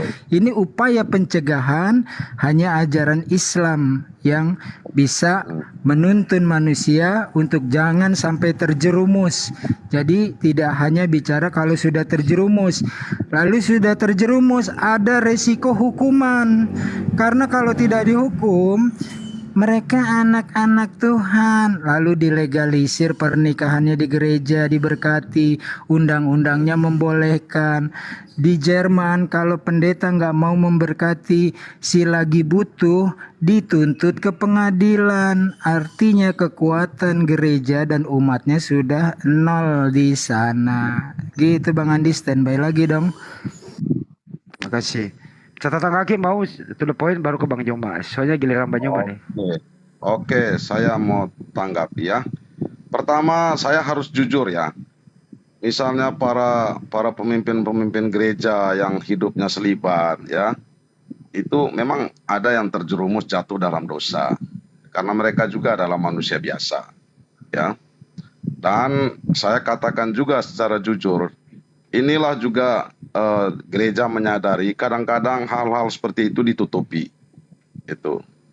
Hal-hal seperti itu. Tapi di kalangan umat sebenarnya tahu. Jangankan seperti itu ya. Misalnya kami di gereja Katolik, ada pastor yang selingkuh pun gitu. Kadang-kadang itu umat itu saking menghormatinya jabatan pastor ya, bukan orang ya, jabatan pastor itu. Gitu. Sampai ada yang nggak berani mengkritik apa segala macam gitu. Kebetulan saya ini umat yang tidak seperti itu. Saya biasanya umat yang langsung, biasanya kalau hal-hal seperti itu tuh saya langsung ngomong ke pengurus, ke apa segala macam. Itu ada loh, si pastor itu ada jalan dengan cewek loh. Itu hati-hati itu, ingatkan. Nah, seperti itu memang Mas, ada. Kita ini manusia biasa, pemimpin-pemimpin gereja itu juga manusia biasa ya, yang mungkin mudah bisa jatuh dalam godaan gitu. Nah, samalah seperti ada yang sudah dihukum segala macam pengasuh pesantren kan, ya kita istilahnya kita tidak bilang itu Islam itu buruk, enggak gitu. Ya itulah manusia biasa itu memang tidak sempurna gitu. Nah, mengenai tadi perkawinan misalnya BT apa segala macam, itu mungkin ya gereja-gereja yang sudah menyimpang Mas itu. Gereja-gereja yang sudah menyimpang, tapi kalau misalnya saya seperti saya nih Katolik Roma tidak pernah mengesahkan itu. Ada uskup yang melecehkan apa segala macam itu, Paus langsung mencabut. Itu. Langsung mencabut dari jabatannya sebagai uskup. Dan memang itu tidak dibenarkan dalam ajaran gereja itu. Jadi penyesatan itu ada, dan Yesus sendiri sudah ngomong kok. Nah, Yesus sendiri tentang berzinah pun Yesus bilang, jangankan kamu berzinah, bersetubuh dengan istri orang, punya keinginan saja kamu sudah berzinah. Itu Yesus itu mengubah hukum Taurat itu. Nah, seperti itu Mas. Jadi kita juga tidak mau ya. Ini tambahan sedikit Bang Andi, itu ribuan loh jumlah korban aborsi di Amerika dan Kanada. Banyak itu kuburan-kuburan di balik tembok biara. Lanjut Bang Andi, standby. Jadi gini, sebelum ngebaca cuma dikit setengah menit, bahwa kalau Ustadz itu nggak ada komunitasnya berbuat demikian. Tapi topik kita ada hari ini adalah di sana itu ada komunitas Pak, dilegalkan malah, dilegalkan. Tanpa yang melegalkan ada, siapa dengarin Mas? Dulu dong. Enggak, yang melegalkan siapa? Negara dan gereja. Negara dan gereja yang melegalkan. Kalau negara legalkan apa urusannya kita? Ya makanya gereja saya. Pernikahannya di gereja, berarti gereja pun juga membuka peluang untuk orang boleh. Gereja apa dulu? Bukan gereja setan yang jelas. Yang jelas bukan gereja yang setan. Satu bilang tadi itu gereja sesat sudah kaki itu. Ini gilirannya Bang Juma. Anda standby dulu ya. Oke, lanjut. Ya. Saya ngomong apa adanya. Jadi kalau untuk Ustadz tidak ada komunitas kayak begitu. Itu personal ya, wajar orang terjerembab dalam perbuatan yang seperti itu, manusiawi gitu. Hukumannya jelas, kami mengutuk sebagai umat Islam tidak ada komunitas. Nah kalau Anda di sana itu komunitasnya ada, negara melegalkan. Anda di sana ini maksudnya gimana Mas? Di luar negeri. Anda di sana itu maksudnya gimana? Nah ini orang nggak bisa diskusi. Sebentar dong, standby dulu. Anda ambil pulpen, orang bicara catat, giliran Anda baru ngomong gitu. Diskusi gitu. Lanjut. Ya, saya serahin ke Bang Juma aja deh. Semakin banyak bicara dipotong terus. Silakan Bang Juma. Iya, boleh jadi saya masuk sudah. Sabar Bang. Kan ada pesan Yesus, dari buahnya kau bisa melihat dia kan. Pengajaran nabi palsu yang Anda maksud itu dilihat dari buahnya. Dasar pijakan mereka melakukan LGBT itu kan tadi sudah saya katakan. Paulus mengatakan tidak ada yang haram, semua halal bagiku. Dan aku harus menjadi teladanmu. Terus kemudian ketika tadi Pak Richard mengatakan kasih menurut Yesus. Jadi kasih menurut Yesus itu yang mana? Kasihi Tuhanmu, kasihi sesamamu manusia. Dengan cara apa? Dengan memaafkan, dengan ciuman kudus gitu. Dengan melegalkan apa yang mereka lakukan. Dengan merangkul, memberikan ruang. memberikan legitimasi terhadap tindakan kemaksiatan mereka. Itu yang dimaksud kasih. Tidak, Bang. Yang dimaksud kasih kepada Tuhan adalah tunduk, patuh, berserah diri kepada ketetapan hukumnya, yaitu Taurat. Kasih kepada manusia, mengajarkan hukum Taurat kepada mereka. Itu baru kasih. Tetapi di agama Anda kasih ini nilainya bergulir, berubah. Kasih yang dimaksud itu adalah selamat pagi Pak, permisi. Datang lagi ya Pak, terima kasih atas kunjungannya. Itu yang Anda maksud kasih. Bukan Siapa bilang? Pak. Kasih Siapa itu bilang yang menerjemahkan kasih. seperti itu? Siapa yang menerjemahkan Sabar, kasih Pak, di sabar. Kristen Sabar. seperti itu? Enggak, saya perlu potong dulu supaya enggak kelajuan sampean. Sabar. Anda tidak punya kapasitas untuk membantah saya waktu ini. Punya giliran dong, saya. kita kan diskusi. Jangan dipotong Kalau dulu Pak. Saya moderatorin Pak, jangan dipotong dulu. Setelah selesai Bang Juma baru Sabar Anda gitu dulu, loh. Sabar dulu. Enggak, jangan langsung memvonis kalau begitu kawan. Iya Kalau dicatat kasih aja di dulu, gerejamu dicatat begini. nanti anda punya kesempatan untuk mengkanternya gitu loh. Dicatat Tidak aja ada dulu. lagi hukum Tuhan. Di agama Anda satupun hukum Tuhan tidak ada lagi. Sudah selesai. Itu dulu. Sabar. Oke, yang ada di agama Anda itu hukum Lukas, hukum Markus, hukum Matius, hukum Paulus. Itu yang ada di dalam agama saudara. Perjanjian barunya Tuhan Anda sudah hapuskan dengan mengatakan itu adalah perjanjian lama. Sabar, catat, nanti tanggapi. Perjanjian baru Tuhan kepada Bani Israel, justru Anda katakan itu perjanjian usang. Anda katakan sebagai perjanjian lama. Orang mana di dalam Yahudi yang mengatakan hukum Taurat itu perjanjian lama? Sekte apa dari Yahudi yang mengatakan itu? Hanya Kristen yang datang dari Barat yang mengatakan orang aturan main Tuhan kepada itu dulu. Nah, tak ajarin kasih menurut Yesus. Ketika Anda mengatakan Yesus datang untuk orang berdosa, itu tidak benar dan itu tidak salah. Nah, bingung kan? Ya, karena Yesus kamu datang. tidak bisa menjelaskan itu. Sabar Pak, sabar Pak. Saya lebih paham Bible dari Anda. Kita bisa uji itu. Kita bisa uji itu. Dibaptis saja sampean kalau gitu. Oh, Yesus tidak pernah membaptis satu manusia pun, Pak. Tunjukkan satu manusia yang pernah Yesus baptis. Jadi jangan bantah saya. Saya lebih paham Bible dari Anda. Enggak, bukan Yesus yang membaptis, justru Yesus yang dibaptis. Nol Anda kalau itu. Yesus datang untuk domba-domba yang hilang. Kenapa dikatakan anak keturunan Yakub yang hilang? Karena anak keturunan Yakub yang hilang itu maksudnya anak keturunan Yakub yang meninggalkan hukum Tuhan yang datang kepada Yakub dan keturunannya. Jadi domba yang hilang adalah Bani Israel, bukan Oten. Jadi kalau Yesus mengatakan dia datang kepada domba-domba yang hilang dari Bani Israel, maksudnya dia datang kepada Israel, anak-anak Israel yang tidak lagi menegakkan hukum Tuhan, yaitu meninggalkan hukum Taurat, perjanjian barunya Tuhan. Kemudian, kalau Anda salah menafsirkan, oh Tuhan datang untuk LGBT, Tuhan datang untuk pencuri, Tuhan datang untuk perampok, pembunuh, Anda keliru. Kalau Yesus datang untuk mereka, tidak. Apa pembuktiannya? Celakalah engkau wahai ahli Taurat, celakalah engkau wahai keturunan ular beludak. Apalagi, hai kau pemimpin-pemimpin buta.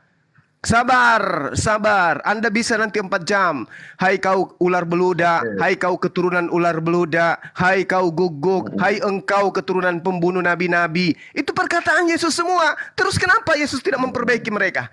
Kenapa? Kenapa Yesus tidak memperbaiki ahli Taurat? Kenapa Yesus tidak memperbaiki orang Farisi? Kenapa Yesus tidak memperbaiki angkatan jahat? Kenapa Yesus tidak memperbaiki orang-orang munafik yang datang sesaman dengannya? Justru Anda menjadikan kedatangannya untuk orang salah. Oh, untuk orang LGBT. Untuk orang mereka itu. Untuk orang ini. Anda salah. Makanya kasih, Pak. Pelajari ajaran Yesus. Kasih itu kepada Tuhan, mentaati perintah Tuhan yang dibawa oleh Nabi Musa. Itu kasih kepada Tuhan. Kasih kepada sesama manusia adalah mengambil ajaran Musa, mengajarkan kepada anak, istri, saudara, tetangga, dan orang lain. Itu baru kasih. Nah, dikasih di Anda itu apa? Kasih di Kristen adalah menghapuskan hukum-hukum Tuhan. Baru kemudian ciuman kudus. Kan itu yang Anda ajarkan. Nah, silakan coba. Saya mau tahu dari saudara ini yang banyak cerita ini. Coba Anda paparkan kasih menurut Yesus itu seperti apa, sertakan dalil dan implementasinya menurut Yesus. Jangan menurut gereja. Saya ingin tahu. Silakan. Sudah, Anda ngoceh, sudah? Sudah ya? Udah, kau dengar nggak sih? Lanjut Bang Jo. Lanjut. Ya, Udah dipersilakan itu loh. Orang ngomong kau potong, giliran dipersilakan kau budek. Lanjut. Oke, saya sekarang ya. Itu. Kasih pasti memaafkan. nyanyi Bang. Loh, Tanggapi. saya mau jelaskan. Oh iya, lanjut. Itu. Ya. Kan kita dengan caranya masing-masing dong. Itu. Kasih Yesus itu itulah yang merubah, menggenapi hukum Taurat. Kasih Yesus itu sampai dia mati di kayu salib. Itulah kasih yang utuh. Dan itulah hukum cinta kasih itu. Ya, nggak ada kasih bilang selamat pagi, datang lagi nanti ya apa segala macam. Nggak ada. Itu kan hanya etika dalam pergaulan kita itu. Ya, itu pertama. Jadi yang kau bilang itu kasih tidak ada apa segala macam, maaflah ya. Itu nggak laku pernyataanmu itu. Dalam perintah Tuhan, kasihlah Tuhanmu dengan segenap hatimu, dengan segenap budimu dan segala macam seterusnya apa segala macam. Itu sudah perintah Tuhan, kawan. Itu. Terus saya lanjut soal komunitas-komunitas tadi itu. Gereja Katolik Roma dan juga mungkin gereja denominasi yang lain sampai saat ini itu tidak pernah mengesahkan BT-BT itu. Tidak. Oknum yang melakukan itu apa segala macam, jangankan BT ya, ada misalnya di kami pastor yang tidak bisa menikah itu, mereka selingkuh, mereka menikah berpacaran, itu dicabut, dikeluarkan, itu tegas itu, nggak ada main-main soal itu, karena mereka sudah berjanji di hadapan Tuhan bahwa menyerahkan diri mereka untuk melayani umat. Nah terus kau bilang tadi itu di Kristen itu hukum Matius, hukum Lukas apa segala macam. Dari mana kau ngomong kayak gitu tuh? Itu merupakan Matius, Markus, Yohanes, Lukas itu adalah di kami itu adalah Injil. Itu Injil. Yang mereka tulis mereka. Berdasarkan apa yang mereka dengar, apa yang mereka lihat, apa yang mereka alami ketika mereka hidup bersama Yesus. Begitu, tidak ada hukum Matius, hukum apa segala macam itu. Makanya aku bilang, kalau kau lebih tahu Alkitab, kau masuk aja Kristen, kau masuk aja Katolik, itu. Supaya nanti kita tahu, oh yang sebenarnya ternyata seperti ini. Gitu.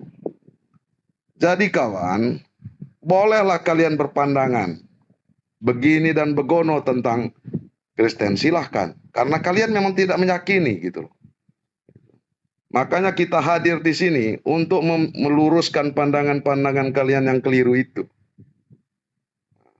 Ya mungkin bagi teman-teman segolongan Anda gitu, mungkin mengaminkan pernyataan kalian.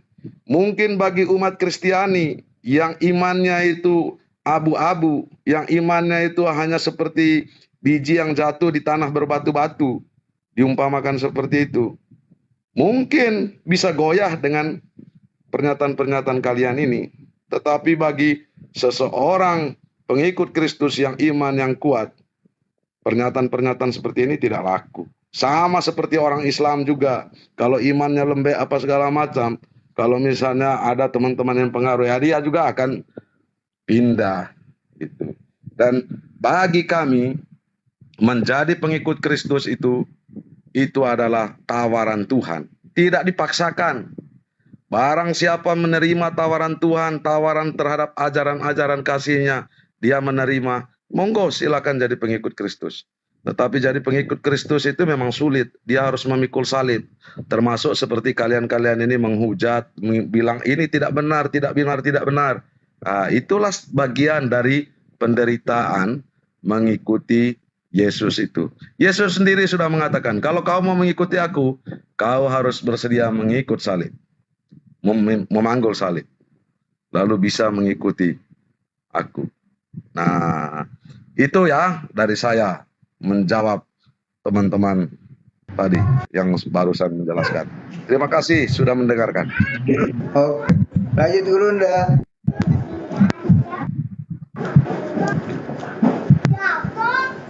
Ya, yang saya minta apa tadi? Kasih kan? Implementasi daripada kasih menurut Yesus itu apa? Anda tidak bisa memberikan jawaban sedikit pun. Oh, contoh. Implementasi. Contoh. Implementasi berdasarkan data. Ya, oke, saya ngomong sekarang. Sabar. Saya sabar. Enggak, Jangan cuma menggunakan mulut, tapi kuping juga Anda harus mendengarkan. Dengarkan. Ya, Yesus mengajarkan tadi. Yesus mengajarkan kasih itu, implementasinya adalah ketaatan kepada hukum Taurat. Itu kasih. Kasih kepada Tuhan, melaksanakan hukum Taurat. Hukum kepada sesama manusia, mengajak orang lain melakukan hukum Taurat. Itu baru kasih. Kasih ke Tuhan, kasih ke manusia. Agama Anda apa? Itu sebagian kecil pemahaman. Yang sampean sebutkan itu salah satu atau sebagian kecilnya. Ya. Itu adalah Masih muatan, ada, cakupan benar. dari segala aspek hukum yang Yesus ajarkan kepada Bani Israel. Anda bukan Bani Israel. Tidak Anda salah. Bani Paulus, Bani Parisi kali. Sampean ngomong itu. Tunggu sabar. ngomong Ini itu giliran tidak salah. Sabar. Anda Makanya, celoteh jualan minyak Yesus. Sampean kan 10 menimpali menit saya tadi. tidak ada yang bantah Anda. Tunggu, sabar. Oke, silakan. Ya. Jadi saudara, ketika berbicara mengenai kasih menurut Yesus, kasih itu adalah menggerakkan lisan, menggerakkan hati, mempraktekkan dengan tubuh apa yang menjadi ketetapan-ketetapan Tuhan di dalam hukum Tuhan. Hukum barunya Tuhan, yaitu hukum Taurat yang terpatrit ke dalam batin setiap Bani Israel. Itu kasih kepada Tuhan. Lalu bagaimana kasih kepada manusia? Kasih kepada manusia mengajak mereka untuk taat tunduk kepada hukum Tuhan. Ajari mereka, ajari anak istri Anda untuk taat kepada hukum Taurat. Itu baru kasih kepada manusia. Kalau Anda mengajarkan justru meninggalkan hukum Taurat, Anda tidak kasih. Anda zalim kepada anak istri Anda. Menurut siapa? Menurut Yesus, bukan menurut saya. Mana dalilnya? Matius 5 nomor 19. Lalu Anda mengatakan, oh tidak begitu, kasih itu begini, kasih itu begini. Coba tunjukkan kepada saya implementasi legalitas kasih yang dipraktekkan Kristen berdasarkan dengan lisan Yesus. Silakan, saya tunggu. Sudah. Oke. Saya tadi awalnya menyanyikan, kasih itu murah hati, kasih itu memaafkan, kan? Kalian langsung potong kan? Itu. Implementasi kasih itu kawan sederhana saja, itu. Ketika ada orang yang minta tolong, ada lagi kesusahan apa segala macam, kita bantu. Walaupun mungkin dengan keterbatasan kita juga. Itu. Yesus bilang begini, kasih. Kalau ada di antara kalian yang mengunjungi orang di penjara, itulah kamu sudah mengunjungi aku. Ketika kamu memberi makanan kepada orang yang lapar, itulah. Nah, jadi ketika kita melaksanakan kau bilang tadi taat itu, melaksanakan hukum, ada orang lapar kita bantu dia, penjara mengunjungi mereka, ada orang yang compang-camping di jalan kita kasih atau tidak bukan compang-camping pun, misalnya ada orang normal tapi mereka kesusahan untuk mendapatkan baju yang layak, kita sumbang baju-baju kita yang masih layak untuk mereka apa segala macam. Itulah implementasi kasih itu, bro. Itu sederhana. Itu ketika ada orang misalnya mencaci maki kita apa segala macam, itu kita jangan langsung emosi lah. Kita mendengar apa segala macam dulu. Mungkin kita akan memberikan usulan, masukan apa. Itulah kasih. Ketika ada orang mengangkat pedang misalnya apa segala macam, ya kita janganlah juga mengangkat pedang. Itulah kasih itu, kawan. Dan kasih itu tidak hanya soal taat, tetapi taat dan setia melaksanakan, mewujudkannya dalam kehidupan kita sehari-hari. Dalam kekristenan, simbol salib itu, palang salib itu, vertikal, horizontal itu juga melambangkan hubungan antara manusia dengan Allah, antar manusia dengan manusia, antar manusia dengan ciptaan lain. Sama seperti dengan kalian di Muslim kan, ada istilahnya hablum minas apa sama satu itu. Itu seperti itu kawan. Oke, lanjut. 1 menit Gurunda, saya mau naik motor kalau diizinkan ya, menambahkan dan tetap dalam kerangka temanya. Jadi kalau yang disebutkan saudara catatan kaki tadi itu human nature. Fitrahnya manusia itu penuh kasih. Yang Anda sebutkan lewat putus. Saya ini relawan di kebencanaan ya, di luar negeri dan di sejak tsunami Aceh sampai hari ini sepanjang badan masih kuat. Orang-orang walaupun ateis tidak ada ajaran Yesus ya, itu sudah kodrat manusia. Kodrat manusia itu dari mana datangnya, kawan? Itulah kalian itu menimpali seperti pendapat seperti ini. Kan Anda udah mengizinkan tadi. Saya minta izin sama Bang Zuma, waktunya dia diizinkan. Gak apa-apa. Iya, jangan dipotong nanti jadi nggak asik diskusinya. Ya, sedikit saja, 1 menit. Saya mau naik motor, jadi saya standby terus soalnya. Hostnya berisik ya. Ya, jadi kembali ya, bahwa mengasihi ada orang susah, ada orang butuh pertolongan, itu semua manusia. Bahkan di dalam undang-undang seluruh negara, hukumnya wajib menolong orang yang sedang meminta tolong dalam batas kemampuannya. Tiap-tiap orang itu wajib menolong dalam batas kemampuannya. Jadi nggak ada kaitannya dengan ajaran agama. Tetapi kalau ajaran agama, gitu. Ya boleh. Sekarang kalau implementasinya tadi sudah dibuktikan, justru kekristenan meniadakan hukum. Semuanya boleh, semuanya boleh. Nah, sekarang saya mau prakteknya ke dalam kehidupan sehari-hari. Anda nggak mungkin diam. Leluhur Anda deh, kakek Anda nggak mungkin diam ketika orang Islam angkat senjata ngusir penjajah. Ya, kita jangan angkat pedang, kasihilah mereka sesama manusia. Nggak bisa, nggak bisa. Hukum kasih itu harus adil, bukan menzolimi diri sendiri dan memenangkan pihak lawan. Kemudian tidak ada satu negara pun di dunia yang menggunakan hukum kasih di dunia, tetapi banyak beberapa negara menggunakan hukum Islam di negara-negara Arab. Fakultas hukum yang paling terkenal di dunia yaitu Harvard, dari Harvard University.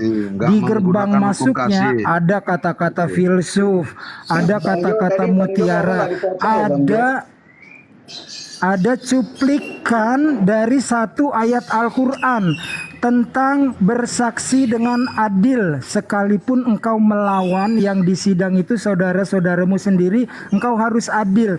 Itu dipakai tuh di Fakultas Hukum Harvard University. Tidak satu pun ayat-ayat dari Bible ada di sana, karena itu hukum kasih yang utopia, hanya mimpi semata. Thank you Bang Zuma, standby. Oke, saya boleh tanggapi. Ini giliran siapa nih? Boleh nggak saya? Giliran Bang Zuma. Bang Zuma tadi waktunya aku minta 1 menit, karena dipotong jadi 3 menit gitu. Ya, giliran Bang Zuma dulu ya, Bakul bercatatan kaki ya. Lanjut Bang Zuma. Iya. Nah, apa aku bilang kan? Apa yang Anda jabarkan barusan? Yang Anda jabarkan barusan tentang kasih itu apa? Itu ajaran apa itu? Ada orang di jalan, ada orang lapar. Itu ajaran apa itu? Itu yang dibawa Yesus sampai mati di atas tiang salib. Itu yang dibawa Yesus sampai mati di atas tiang salib. Enggak. Menurutmu itu ajaran apa? Itu yang diajarkan. Enggak. Kalau itu yang Anda jadikan sebagai ajaran, kau diam. Katanya implementasi. Kau katanya kasih. Katanya kau kasih. Kau kasih kesempatan orang bicara aja kau nggak bisa kau. Katanya kau bilang tadi. Ya jelaslah. Saya ngomong implementasi apa kau? Ajaran kasih apa kau itu? Kasih apa kau itu? Orang mau bicara aja kau kasih di mulut kasih. Memberikan ruang orang bicara aja nggak bisa.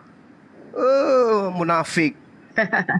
Terusin. Kalau Anda menjabarkan kasih itu seperti yang Anda uraikan tadi, itu dengarkan. Mudah-mudahan Anda waras bisa mendengarkan saya di bawah. Orang Hindu, orang Buddha jauh lebih kasih. Kurang apa lagi kasihnya orang Buddha itu? Kalau hanya karena itu. Yesus mati dengan cara terkutuk, rupanya untuk mengajarkan memberikan sumbangan. Loh, jauh sebelum Anda belajar memberikan sedekah, orang Yahudi sudah jauh mempraktekkan itu. Apaan sih agama kayak gini? Sebenarnya yang perlu saudara-saudara tahu itu adalah pandangan pengajar-pengajar palsu yang Anda ungkap tadi lebih awal ketika Anda masuk. Ya, ketika Anda masuk dan naik lagi kembali, tanggapin ini. Anda masuk membahas nabi palsu sampai muncul CBT. Justru yang kita bahas ini adalah pengajaran-pengajaran yang dihasilkan dari pengajar palsu sehingga mengentaskan sebuah pengajaran yang dilegalkan dan adalah merupakan hal yang mendasari datangnya murka Tuhan. Dari mana datangnya? Ya pengajar palsu. Bagaimana kemudian tokoh agama Anda yang disebut sama Yahudi sebagai sekte Nasrani? Apa yang diajarkan tentang hukum Tuhan? Dahulu aku hidup tanpa hukum Taurat, akan tetapi sesudah datang hukum Taurat, dosa mulai hidup. Fitnahan terhadap hukum Tuhan. Luar biasa. Roma 7 nomor 9. Sebaliknya aku mati, dan perintah yang seharusnya membawa kepada hidup, ternyata bagiku justru membawa kepada kematian. Hukum Tuhan berupa Taurat dianggap membawa kepada kematian. Sementara Tuhan sendiri dalam Ulangan 6, Ulangan 4, hukum Taurat itu mendatangkan kehidupan. Paulus mengajarkan mendatangkan kematian. Yang mana yang kalian tuhankan? Ya Paulus. Susah kali diajarin. Ajaran kasih itu menurut Yesus melaksanakan ketetapan-ketetapan Tuhan kepada Tuhan itu adalah kasih kepada Tuhan. Mengajarkan kepada sesama manusia hukum-hukum Tuhan agar dipraktekkan dalam kehidupan, itulah wujud kasih kepada manusia. Betul. Jadi tidak terlepas kasih kepada Tuhan, kasih kepada manusia, sama-sama menegakkan hukum Tuhan. Tidak boleh kemudian seenak-enaknya. Oh enggak, hukum Tuhan sudah mati. Hukum Tuhan itu mati bersama dengan matinya Yesus di atas tiang salib. Oh enggak bisa begitu. Lalu dasar untuk mengasihi sama manusia apa? Apa yang akan kau ajarkan kepada sama manusia kalau bukan dari firman Tuhan? Oh firman Tuhannya yang muncul di Paulus. Oh siapa bilang? Yesus mengatakan sebelum terangkat ke dunia, ke langit, semua yang harus dia katakan sudah ia katakan. Jadi tidak ada lagi perkataan-perkataan yang datang pada saat ada orang di Damsyik, pada saat ada orang di Pulau Patmos. Nggak ada itu, nggak ada. Segala firman yang engkau berikan kepadaku telah aku sampaikan. Telah, artinya sudah aku sampaikan. Nggak ada lagi cerita-cerita belakangan. Jadi kalau ada yang ngaku rasul tapi tertulis setelah Yesus, itu palsu. Ya, kenapa bisa? Karena Yesus sudah mengatakan segala firman yang engkau berikan telah aku sampaikan. Hanya disayangkan murid-murid yang mendengarkan perkataan-perkataan Yesus setelah bersama dengan Yesus itu dibasmi, dianiaya, dibunuh, dipenjara. Lalu kemudian muncul pengajar-pengajar palsu menulis berdasarkan penyelidikan, lantas diceritakan inilah firman Tuhan. Nah itu masalahnya. Makanya ketika kita membahas tentang LGBT, kenapa mereka kemudian dijadikan sebuah konsep, lalu dijadikan sebuah Bible, lalu dijadikan tempat ibadah, lalu tokoh agama menikahkan mereka. Itu karena dihasilkan, dientaskan dari pengajar-pengajar yang Yesus sendiri minta agar diwaspadai. Kalau yang datang itu adalah hukum Tuhan, tidak akan mungkin mudah dirubah, tidak akan mungkin bisa dirubah oleh manusia. Itu baru hukum Tuhan. Disembunyikan oke, bisa saja disembunyikan. Tapi kemudian kalau untuk dirubah itu nggak bisa. Nah masalahnya sekarang adalah ketika kita melihat fenomena yang ada, Islam maupun Kristen, golongan ini ada di dua agama ini. Tapi yang ngaku sebagai anak Tuhan justru melegalkan. Yang mengaku sebagai wakil Tuhan, orang-orang pilihan, orang yang dijamin surga, orang yang kemudian penuh Roh Kudus, justru di tengah-tengah mereka lahir biang kerok yang melegalkan hal itu lengkap dengan kitabnya. Maka apakah mungkin pernyataan Yesus dari buahnya engkau melihat dia? Nah sekarang kita lihat kenyataan itu. Jangankan kita umat Islam, saudara-saudara kita Kristen aja di Indonesia ini jijik dengan mereka. Apa itu? Ya apa yang terjadi di tengah-tengah kita? Maka orang yang munafik, orang yang berpura-pura buta, oh di mana itu terjadi? Oh itu di luar negeri. Itu di gereja mana? Seakan-akan pikun baru lahir tadi pagi. Sementara ini sudah dibahas sudah puluhan tahun. Gereja melegalkan nikah sejenis. Gereja melegalkan terbitnya Bible khusus untuk mereka. Ya saya kira begitu Bang Handi. Ya. Jadi orang ini kalau masih bisa dikasih kesempatan, tolong implementasi kasih menurut Yesus itu jangan dikarang-karang. Implementasinya itu ada perintah. Apa ajaran kasih itu?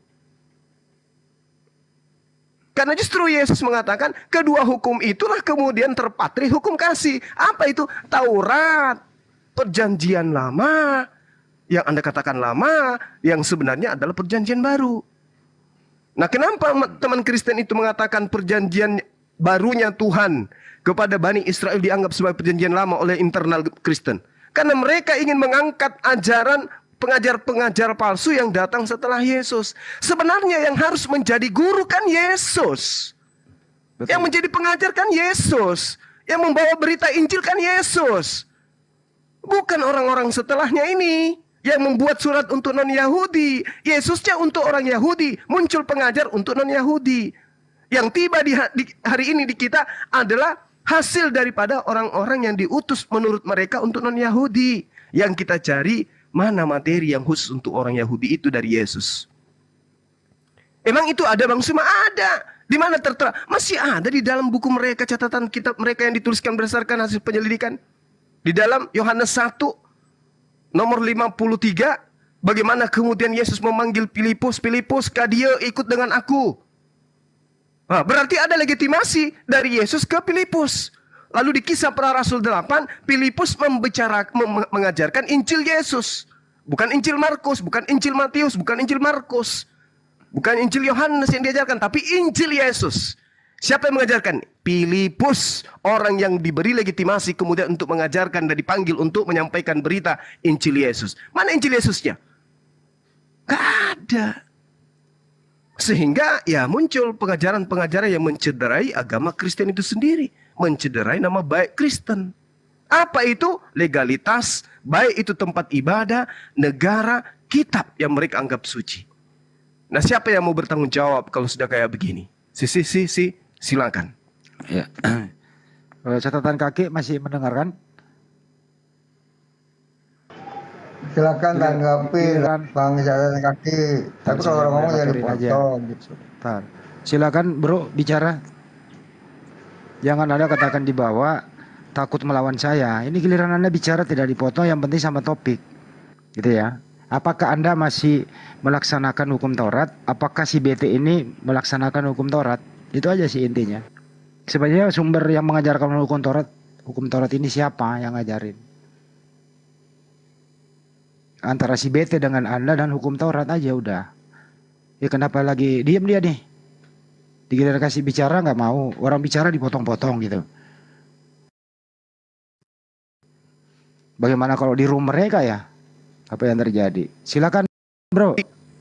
Dibuka mute-nya dulu. Gimana Anda ngomong, orang gak denger itu kalau lu mute. Oke, begini. Saya cuma mau bilang begini singkat aja. Saya berterima kasih lah kepada teman yang tadi menjelaskan panjang lebar karena sampean ngomong tadi itu mengacu kepada ajaran Yesus semua ya.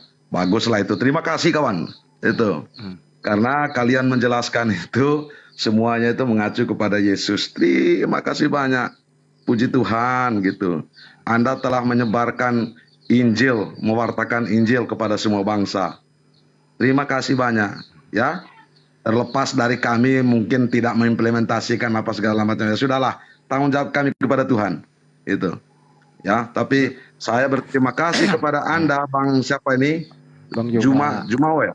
Nah, yeah. Bang Juma, ya terima kasih karena kamu telah mewartakan Injil. Itu sayang sekali loh. Itu enggak kasihan kan Nabi Muhammad. Izin Pak, saya moderator.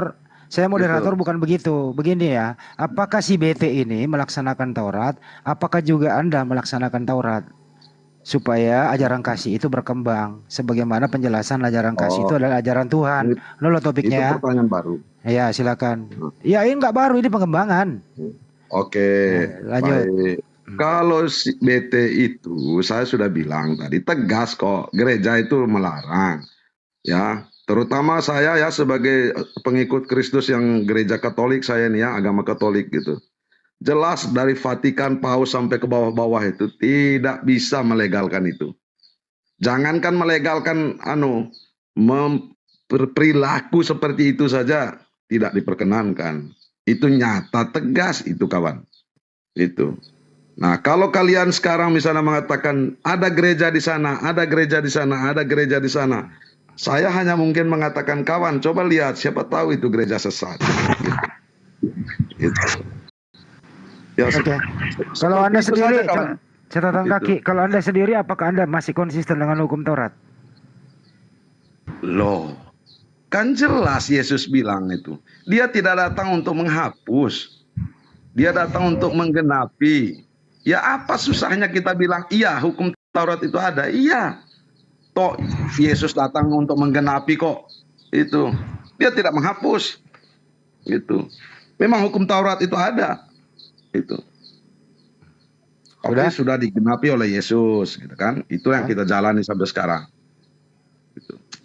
Sudah Pak? Sudah.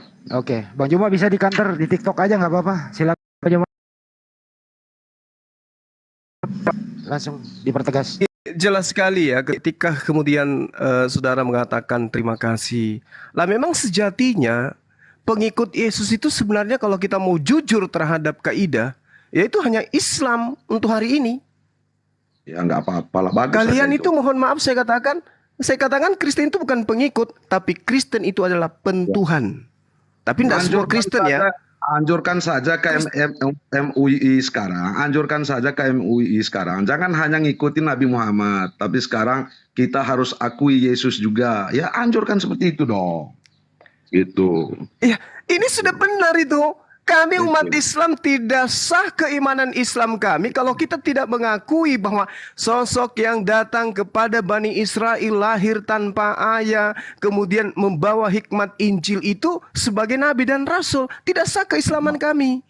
Maksudnya itu diusulkan, ditetapkanlah kawan. Bukan diusulkan, di Al-Quran sudah jelas itu Natal. perintahnya. Rayakanlah Natal, rayakanlah Natal itu bukan ajaran Yesus. Gitu. Natal itu bukan ajaran Yesus. Kenapa kami harus melakukan itu? Yesus itu adalah oknum yang datang kepada Bani Israel mengajarkan hukum Tuhan yang khusus untuk Bani Israel. Kami mengimani beliau nabi, beliau rasul, juru selamat untuk Bani Israel. Kami mengimani. Amin, amin. Mereka orang benar, mereka orang suci terkemuka di dunia dan di akhirat. Dia berasal dari kalimat Allah, dia berasal dari roh Allah. Kami imani itu. Tapi tidak kami mempertuhankan dia. Karena dia hanya manusia. Berbeda dengan saudara-saudara Kristen. Ya nggak apa-apa. Itu. Memang kita beda. Mau apa? Ya itu dia makanya. Justru kami. Orang Kristen mempertuhankan itu. Kami menghargai bahwa teman-teman Muslim punya nabi namanya Muhammad gitu. Tapi kami tidak pernah mengakui gitu. Jadi ya nggak apa-apa. Maka karena itulah kalian disebut kafir dari kalangan Islam. Kan gitu. Itulah terima kasih kepada kalian karena kalian tetap mengakui Yesus gitu kan sebagai nabi dan rasul. Ya terima kasih gitu kan. Yes, sama-sama. Silakan Bang Handi. Aku dulu lah teman-teman. Halo.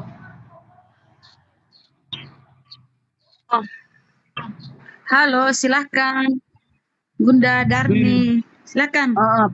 Pertama-tama aku mengucapkan selamat sahabat untuk kita semua.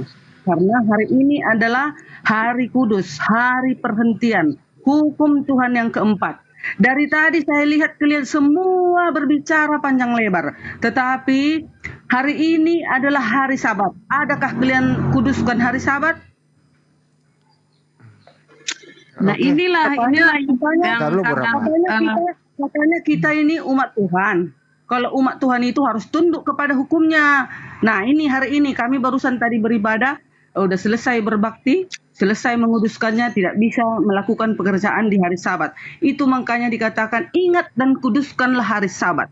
6 hari lamanya engkau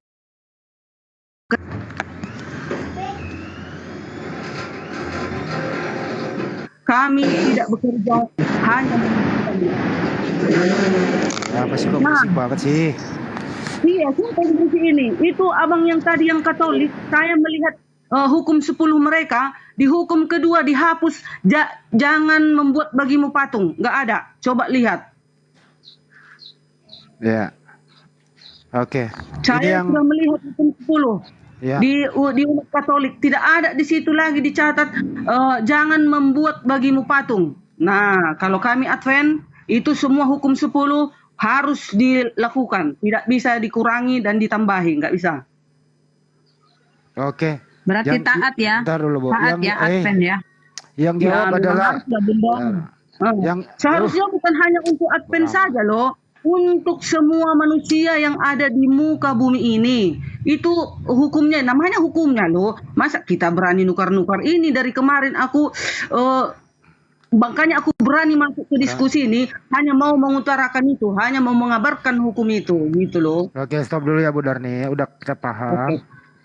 Karena Anda menyebut Katolik tidak Sabat dan buat patung, Anda Advent menguduskan hari Sabat. Ya, biar Katolik yang jawab dulu. Jadi Muslim standby dulu ya. Nanti Bang Juma ambil tengahnya. Silakan. Catatan kaki Anda Katolik. Kenapa Anda tidak Sabat? Kenapa Anda buat patung? Ini berubah topik karena Ibu Darni udah masuk. Silakan. Ya, hari Sabat itu hari untuk istirahat, betul. Nanti kami itu sore ini ada ibadah juga kok, besok ada ibadah. Itu siapa bilang kami tidak mau. Tapi Yesus mengatakan seperti ini. Kalau misalnya hukum Taurat bilang tidak bisa bekerja total, Yesus kasih perumpamaan. Jika ada seekor domba jatuh ke dalam lubang sumur pada hari Sabat, apakah kau membiarkannya? Itu. Nah, Yesus katakan, bagi kamu seorang penggembala, dia tidak akan biarkan anak domba itu jatuh ke dalam sumur dan dia pasti menyelamatkannya. Bukan itu Pak, catatan kaki saya luruskan dulu ya. Itu satu tentang hari Sabat ya. Kedua patung. Terus soal patung itu, ya siapa yang menyembah patung? Gak ada yang menyembah patung, kawan. Itu. Itu kan hanya simbol-simbol barang rohani, benda rohani, itu kan. Itu nggak ada yang menyembah patung. Tuduhan Bu Darni nggak menyembah, tapi buat. Makanya Pak, saya luruskan. Oh, iya, tuduhan Bu Darni bukan menyembah. Anda tidak dituduh menyembah, tapi Anda membuat. Gitu loh. Ya apa salahnya kami buat patung Yesus itu? Nggak ada salahnya. Kami nggak menyembah patung itu kok. Itu maksud saya. Itu. Berarti jadi Anda kalau misalnya berarti Anda nggak membaca datanya di Bible, Bang. Anda kan tidak membaca di situ.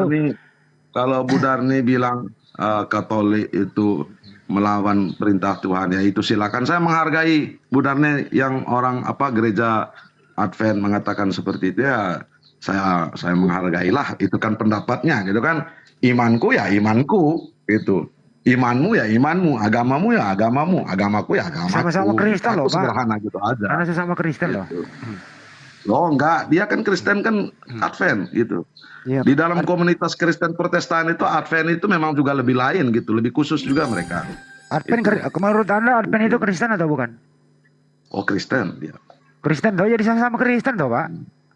Oh tapi beda kawan, beda. Ya, kita kasih Bu Darni dulu ya, silakan Bu Darni. Begini teman-teman semua, apa artinya antikristus? Antikristus adalah orang-orang yang anti sama Yesus, yang anti sama hukumnya. Berarti kalau antikristus itu merubah hukum. Nah, makanya dikatakan antikristus. Siapakah antikristus itu? Ya udah, berkacalah kita masing-masing. Sesuaikah kita dengan hukumnya tadi? Kalau kita patuhi hukumnya itu, kita tidak antikristus. Kita pengikutnya, kita umatnya. Jadi siapa yang merubah? Udah dikatakan, ingat dan kuduskanlah hari Sabat. Pergi kita ke hari Minggu, pergi kita beribadah hari Jumat, pergi kita beribadah hari Senin, pergi kita beribadah hari ini. Sementara Tuhan kita, pencipta langit dan bumi ini, hanya satunya Tuhan kita. Nggak ada dua. Hanya satu itulah Allah Yahweh yang di surga. Nah, dia tidak mempunyai nama agama. Tetapi Allah kita itu mempunyai perintah kepada manusia agar manusia itu tunduk kepadanya. Itulah agar manusia itu menuruti hukum-hukum. Oh. Oke. Baik, karena ini catatan kaki mau menyangka sebelum ke Bang Juma. Kenapa Anda beribadah hari Minggu? Saya hanya mau mengatakan begini kepada Bu Darni, saya menghormati pandangannya dia sebagai seorang pengikut Kristus yang ada di gereja Advent gitu. Saya hanya mau mengatakan seperti itu saja. Saya tidak juga mau begini begono lah. Itu. Nah, kita menghargai. Kok Anda lembut banget? Ini perbedaan kok lembut. Kenapa? Hah? Kenapa Anda nggak memberikan akselerasi memperjuangkan Katolik Anda? Kenapa Anda mengalah hari ini? Ya karena pun saya menjelaskan pun nanti nggak masuk, kawan. Itu nggak masuk. Itu. Coba Anda jelaskan Keluaran 20 4-6. Itu. Apa itu? Coba bacakan. Jangan membuat bagimu patung. Jangan membuat bagimu patung. Menyerupai apapun yang ada di langit, di atas atau yang ada di bawah bumi. Dilarang membuat patung, Bang. Harus lengkap, baca terus sampai bawah. Ya, dan jangan sujud menyembahnya. Nah, itu kan. Nah, terus yang buat patung siapa, Bang? Nah, ya yang perlu kami biasanya minta kepada yang jago lukis, jago pahat itu. Boleh nggak buat patung, Bang? Boleh lah, kenapa enggak? Kalau itu dilarang, Bang. Dilarang. Hah? Yang dilarang itu kamu buat patung dan patung itu kamu sembah, itu yang dilarang. Ini dua kalimat, Bang, ada koma, Bang, 2 kalimat, 2 penekanan. Itu. Nah, udahlah. Kan dan. Udah. Sampai kiamat juga Anda nggak mau, Anda terus membantah yang tertulis. Sudah cukup. Udah Bang Juma ya. Makanya aku bilang. Ya udah cukup, Bang. Saya cukup menghargai itu. Udah cukup.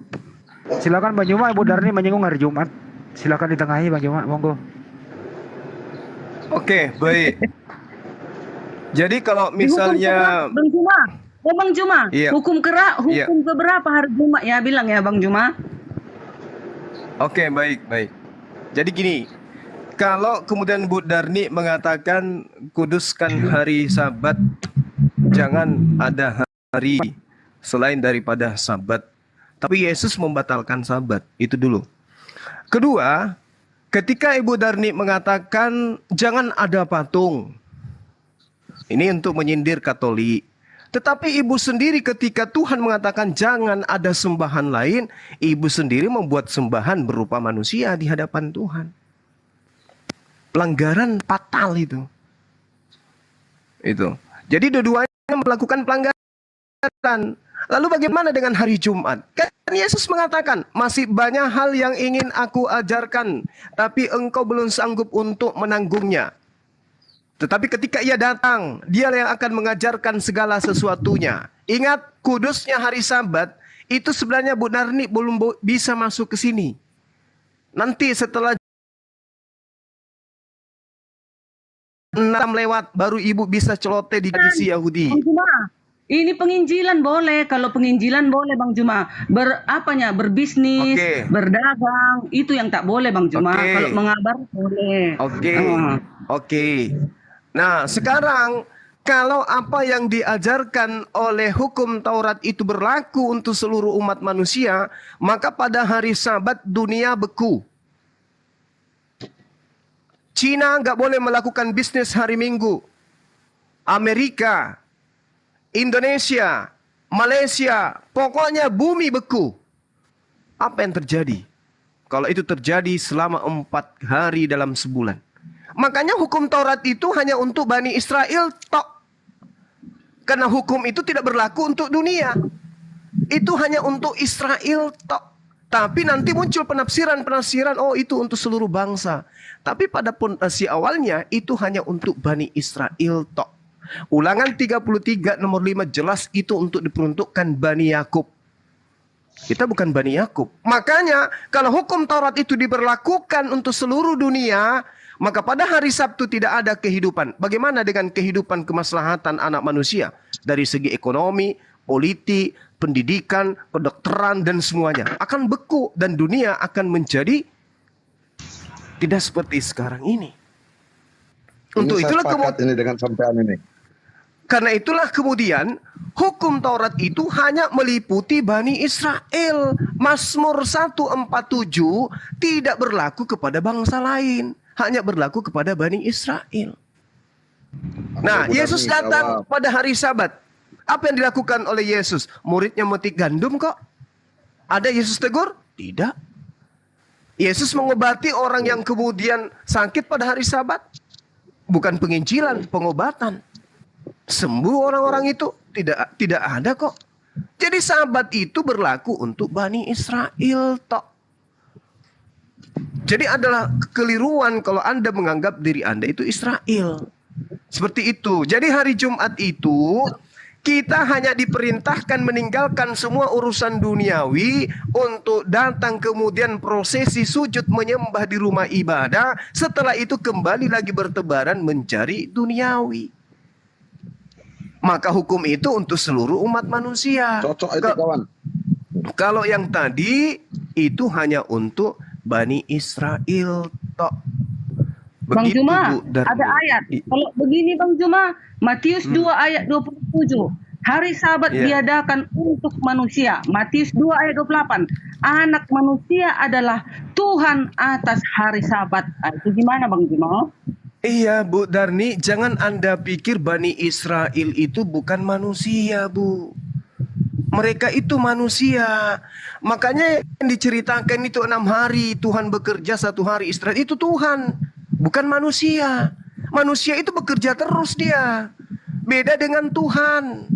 Tuhan dalam proses menciptakan alam semesta, memang dia ada masa di mana Tuhan itu kemudian menciptakan, habis itu melestarikan dan mengurus makhluknya. Bukan kemudian dia mengatakan istirahat dalam hal seperti yang digambarkan oleh iman ibu, tidak. Dan Sabat untuk manusia, Bani Israel memang manusia. Itu nggak bisa kita pungkiri. Jadi bukan berarti manusia maka semua manusia kena, tidak Ibu. Kenapa? Hukum Taurat itu datang untuk Bani Israel. Seruannya untuk Bani Israel. Coba saya kasih lihat Bu ya. Di dalam ulangan 33 coba kita lihat. Ulangan 33 nomor 5. Nanti ada beberapa data kemudian di ulangan 33 ini yang jelas sekali mengatakan bahwa itu untuk Bani Israel.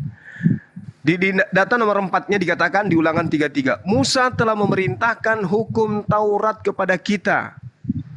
Suatu milik hak bagi jemaah Yakub. Miliknya jemaah Yakub berarti milik dari Bani Israel. Jangan Anda mengklaim miliknya orang, nggak bagus Bu. Itu rampok namanya. Ini coba buka cakrawala berpikir kita ini dulu. Makanya kalau Taurat itu untuk seluruh umat manusia Bu Darni, maka kita akan menyaksikan dari tahun ke tahun, dari masa ke orang-orang Yahudi secara bergerombolan, berkelompok-kelompok, secara misionaris mereka akan menyebar ke seluruh pelosok bumi mengajarkan Taurat mereka. Ada rupanya itu kita bisa lihat. Tidak Bu, mereka hanya untuk mereka. Kenapa? Karena mereka sadar ini memang kita keistimewaan, kita ini anak kepilihan, kita ini bangsa pilihan. Yang di luar Bani Israel itu tidak dianggap bangsa, tidak dianggap umat. Bilangan 32 nomor 21, nggak dianggap umat kita ini pada saat itu. Jadi memang Tuhan hanya berlaku kepada jemaah Yakub. Hukum Musa itu untuk jemaah Yakub. Tapi bergesernya waktu, ada yang ingin menjadikan hukum Musa itu untuk seluruh dunia. Padahal endingnya itu hanya untuk Yakub saja. Bang Juma, kata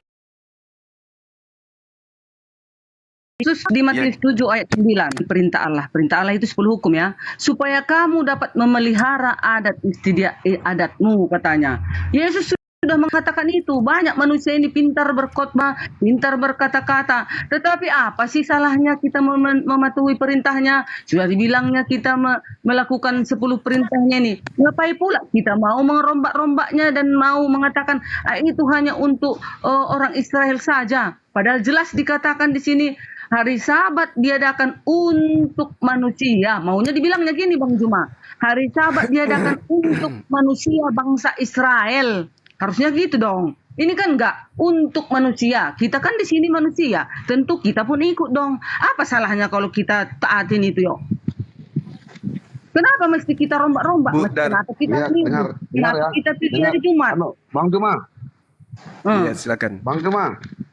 Silakan. Boleh saya baca ini kah? Silakan. Boleh saya baca ini ya?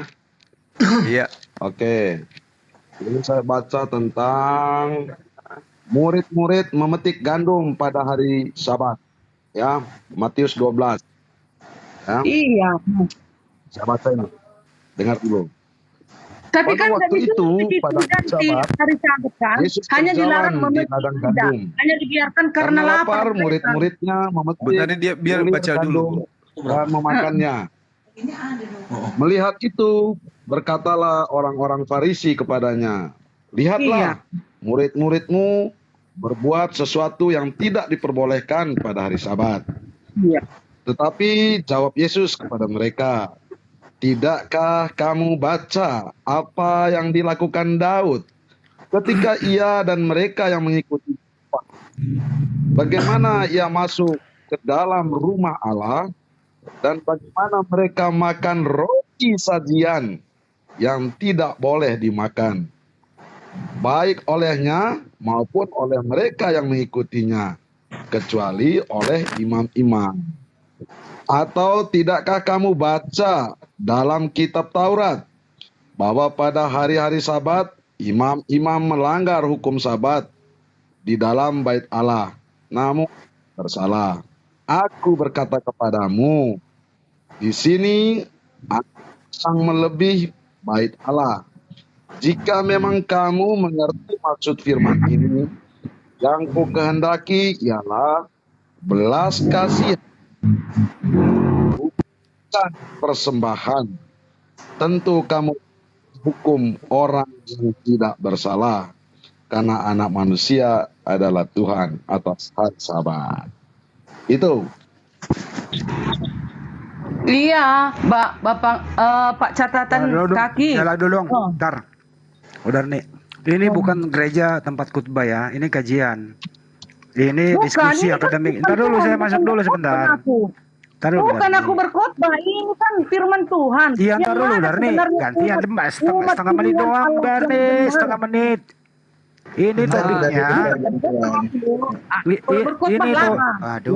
Ya, oke, nanti dibantah aja. Tunggu ya. Ini topiknya, kenapa Kristen ada yang Sabat, ada yang hari Minggu. Ini dasarnya apa? Sama-sama Kristen kenapa berbeda? Kenapa ada yang gereja? pandai. Dengerin belum kelar, belum selesai. Kenapa sih hari ini jadi panasan? Udah tunggu dulu lah. Sorry. Ada dua topik Ibu Darni bawa, yang kemana-mana. Kenapa Kristen? Saya ulangi lagi dong, jangan dipotong. Kenapa Kristen ada yang Sabat, ada yang mengatakan Sabat itu hari Minggu, dan seterusnya. Kenapa berbeda di sini? Satu, kenapa ada gereja tidak boleh buat patung, ada juga yang boleh buat patung. Itu topiknya.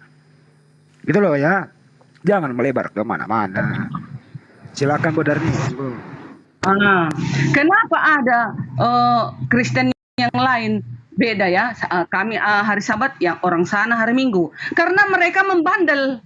Mereka tegar tengkuk, tidak mendengarkan firman Tuhan, tidak mendengarkan hukum Allah. Itu alasannya nomor satu.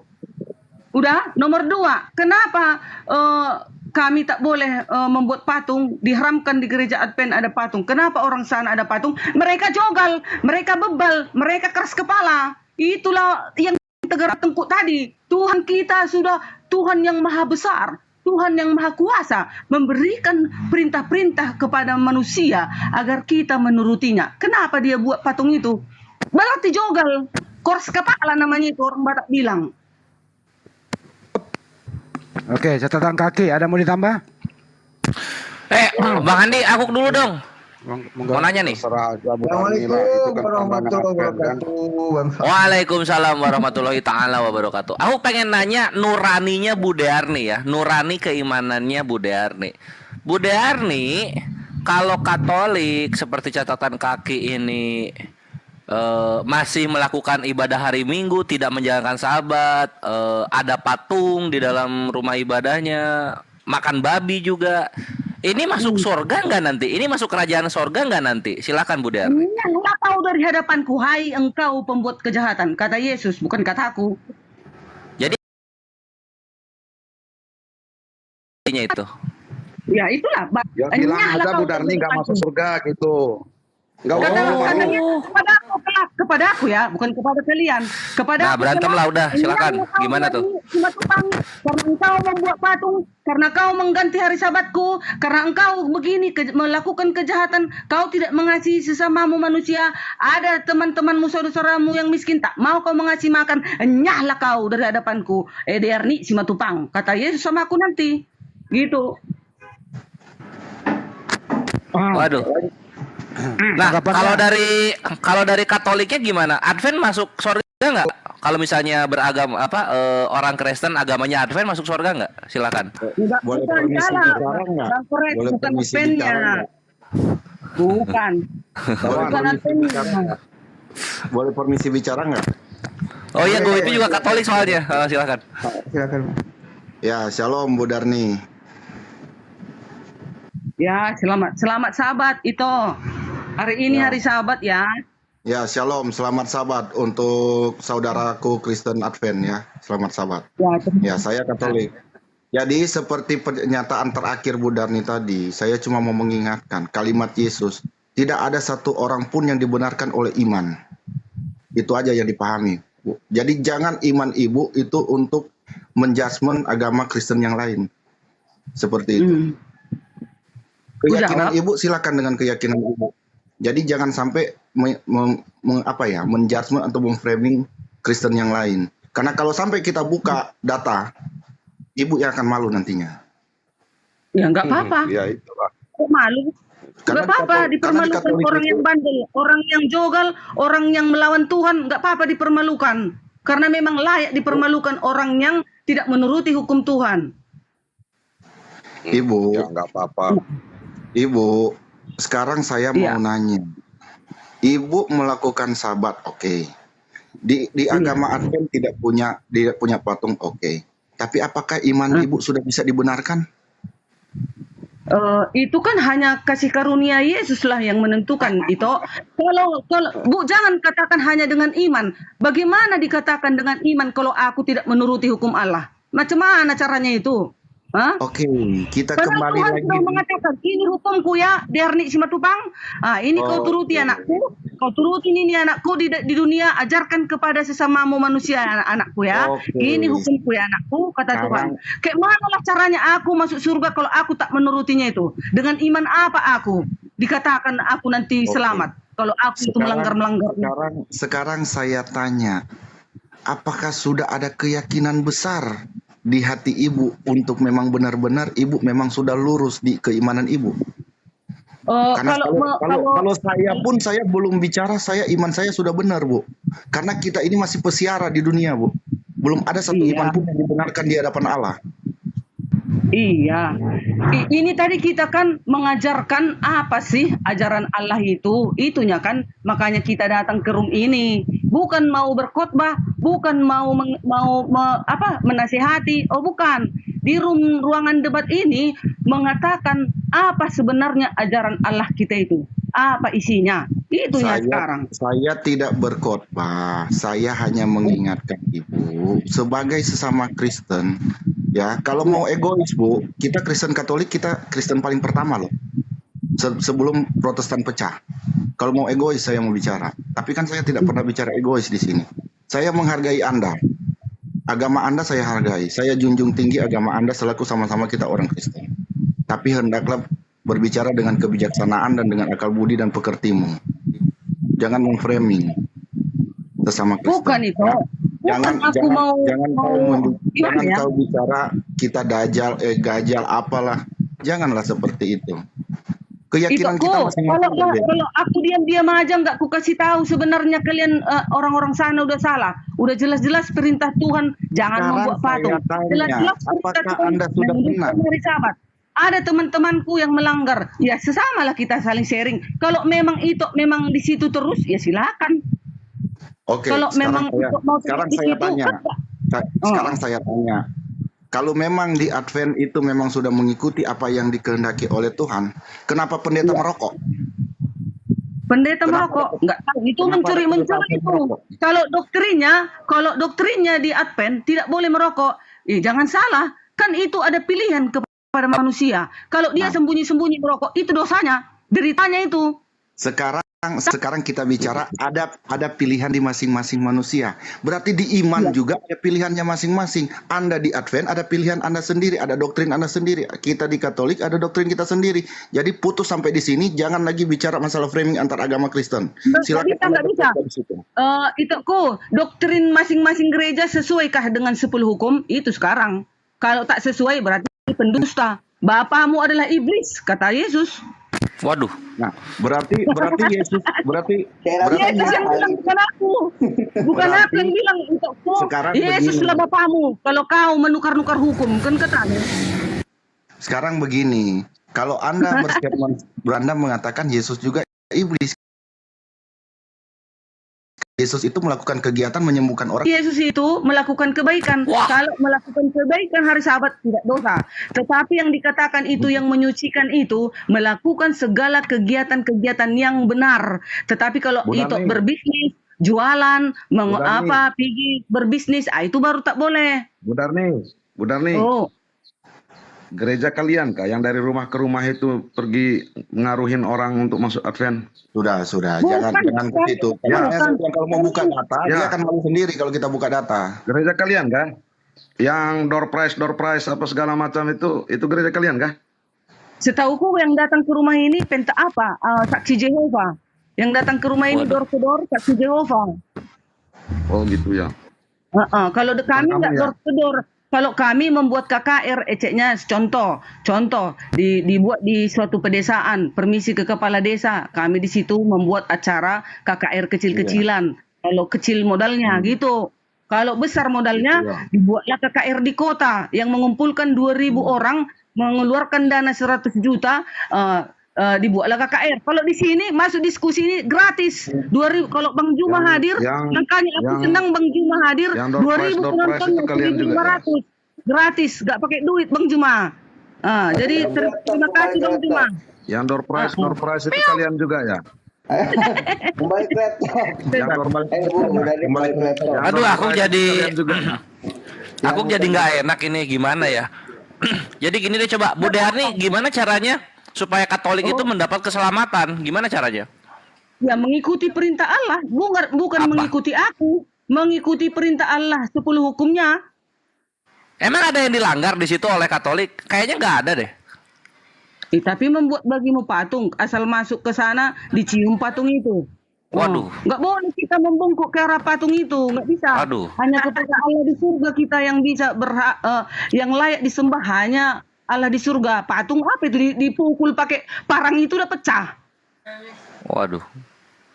Bu Darni. Iya kan, coba pukul pakai patung Bunda Maria sama patung Yesus itu pasti pecah, berkeping-keping. Ngapain kita cium-cium itu? Bu Darni, ya. Di Katolik itu tidak ada namanya menyembah patung. Kita menghormati sesuai dengan gambaran yang ada, bukan kita menyembah. Ya. Jadi doktrin yang Anda pegang silakan Anda pegang. Jangan Anda utak-atik doktrin yang orang lain pegang. Kalau Anda ingin mewartakan keselamatan, kita sama-sama mewartakan karya keselamatan. Tinggal bagaimana imanmu yang menyelamatkan engkau, bukan agamamu. Ya udahlah, Bang Kores.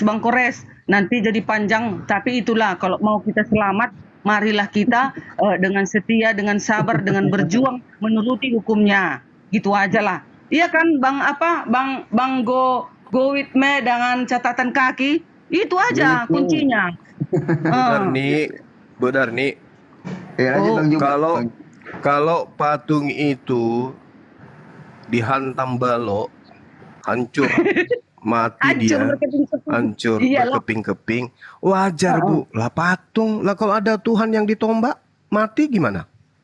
Jangan, salah. Yang ditombak itu bukan Tuhan. Enggak, yang ditombak itu manusia dagingnya di bumi. Nah, sama pandangan teman-teman Katolik juga, yang dihantam balok yang patah itu bukan Tuhan. Apa bedanya dengan Anda?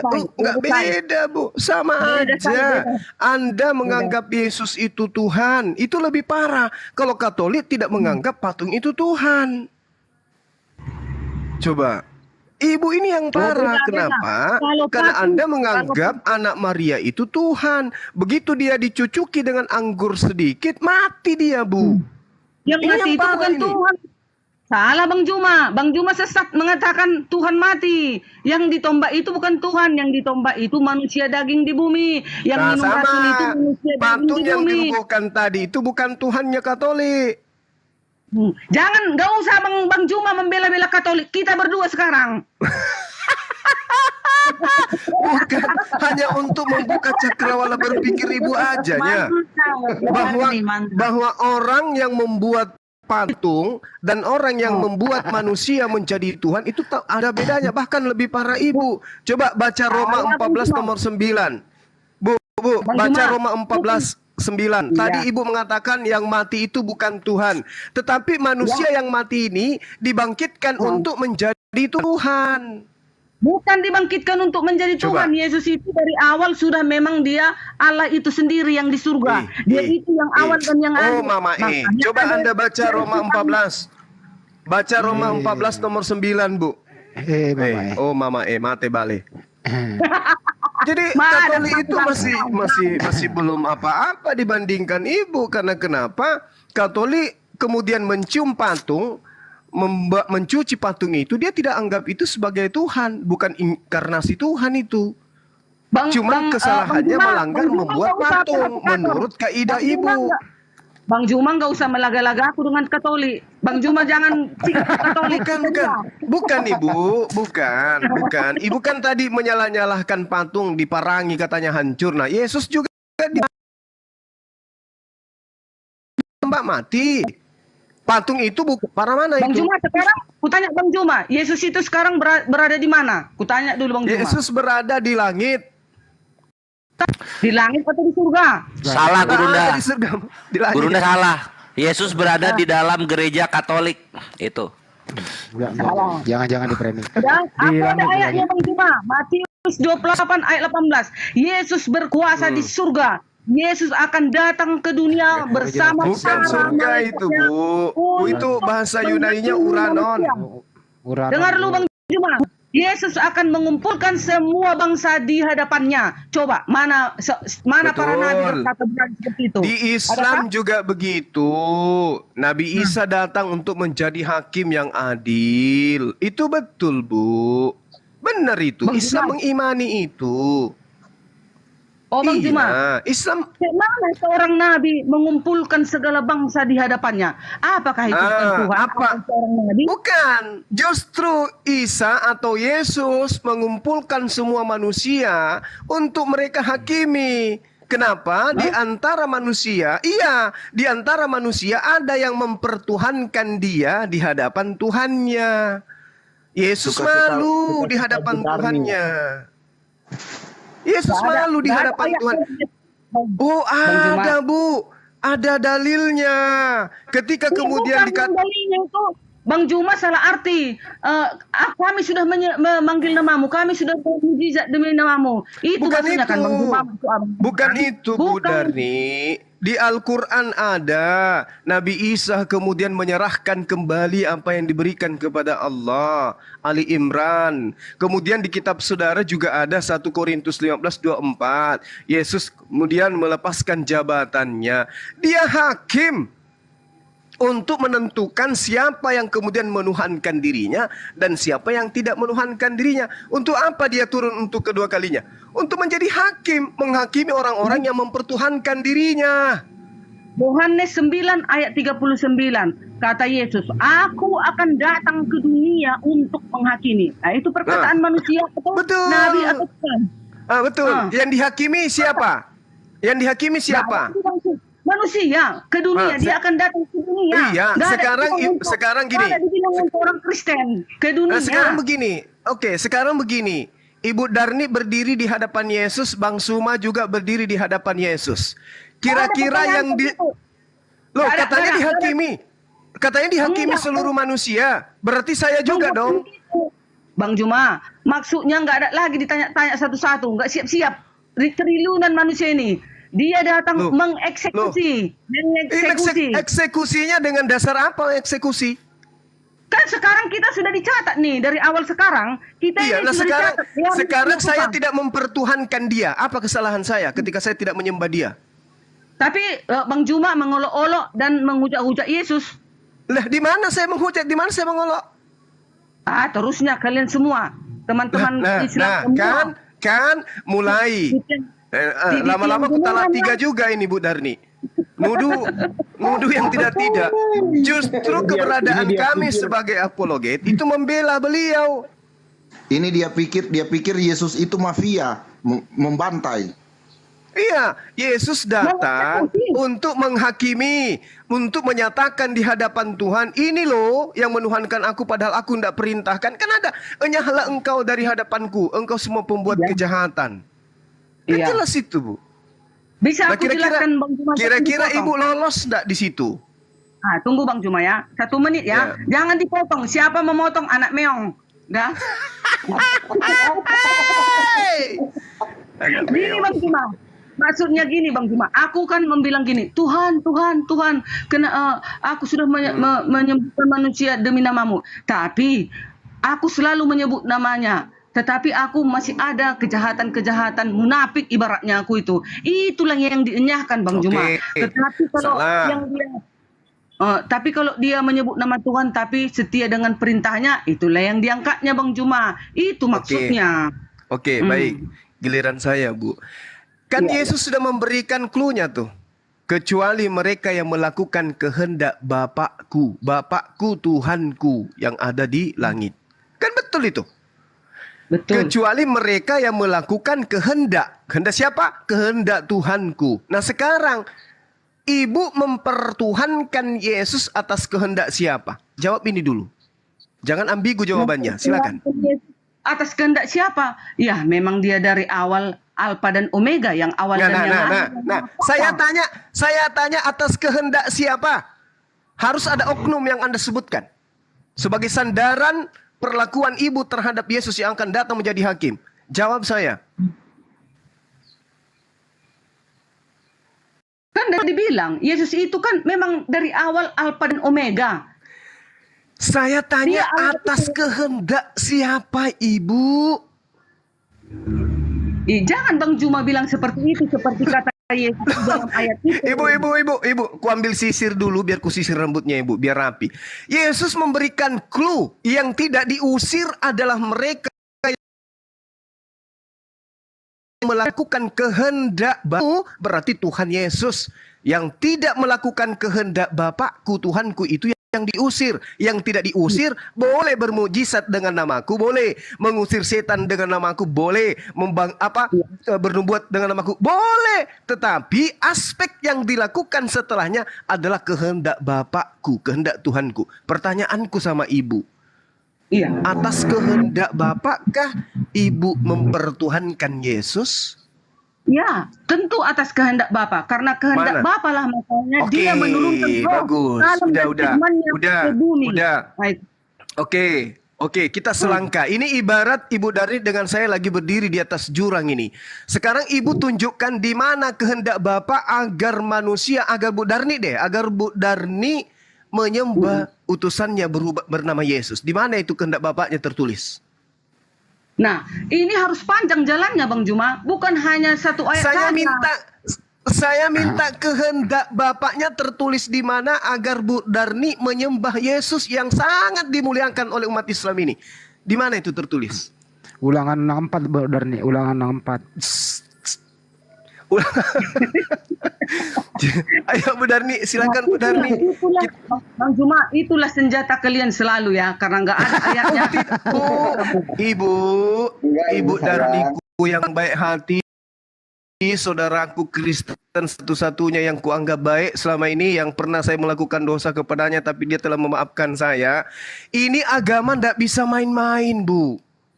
Islam, Kristen tidak boleh kita main-main. Iya, oleh karena itulah sebagai orang bertuhan, kaidah langkah kita dalam beragama kudu didukung oleh dalil. Atas kehendak siapa Ibu Darni mempertuhankan utusan Tuhan yang suci, yaitu Yesus. Yesus itu suci, manusia terkemuka di dunia dan di akhirat. Nah, Anda mempertuhankan dia. Saya minta dalilnya atas kehendak siapa Ibu mempertuhankan dia. Baiklah, ini dalilnya. Yesaya 33 ayat 32. Sebab Tuhan ialah hakim kita. Tuhan ialah yang memberi hukum bagi kita.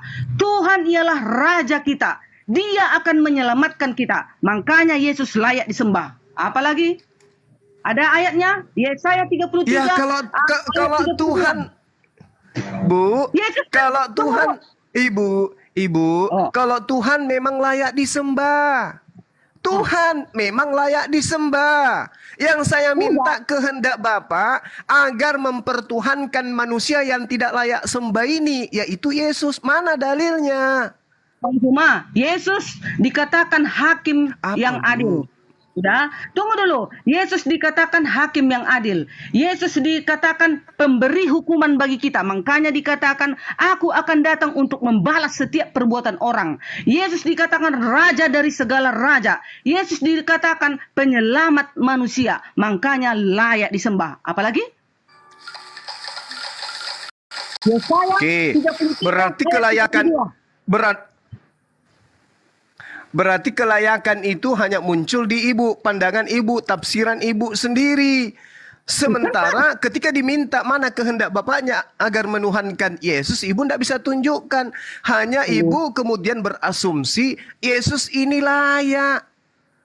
Kan gak asumsi loh Bang Juma. Itu kehendak Ibu. Yesaya 33 ayat 32. Sebab Tuhan ialah hakim. Yesus kan hakim kan? Tuhan ialah yang memberi Yesaya hukum berapa? bagi kita. Yesaya berapa, Bu? 33 ayat 32. Mana ada 32 di Yesaya? Bacalah. Yesaya 33 itu hanya sampai data 24. La haula quwata illa billah. Tunggu dulu. Benar nih. Di sini sisirnya aku sisirin. Nah, balik belakang. Biar saya sisir dari belakang. Silakan. 33 ayat. Nggak mau ku bela lagi Bu. Ayat 33 ayat 30. Cari dulu ayatnya, cari.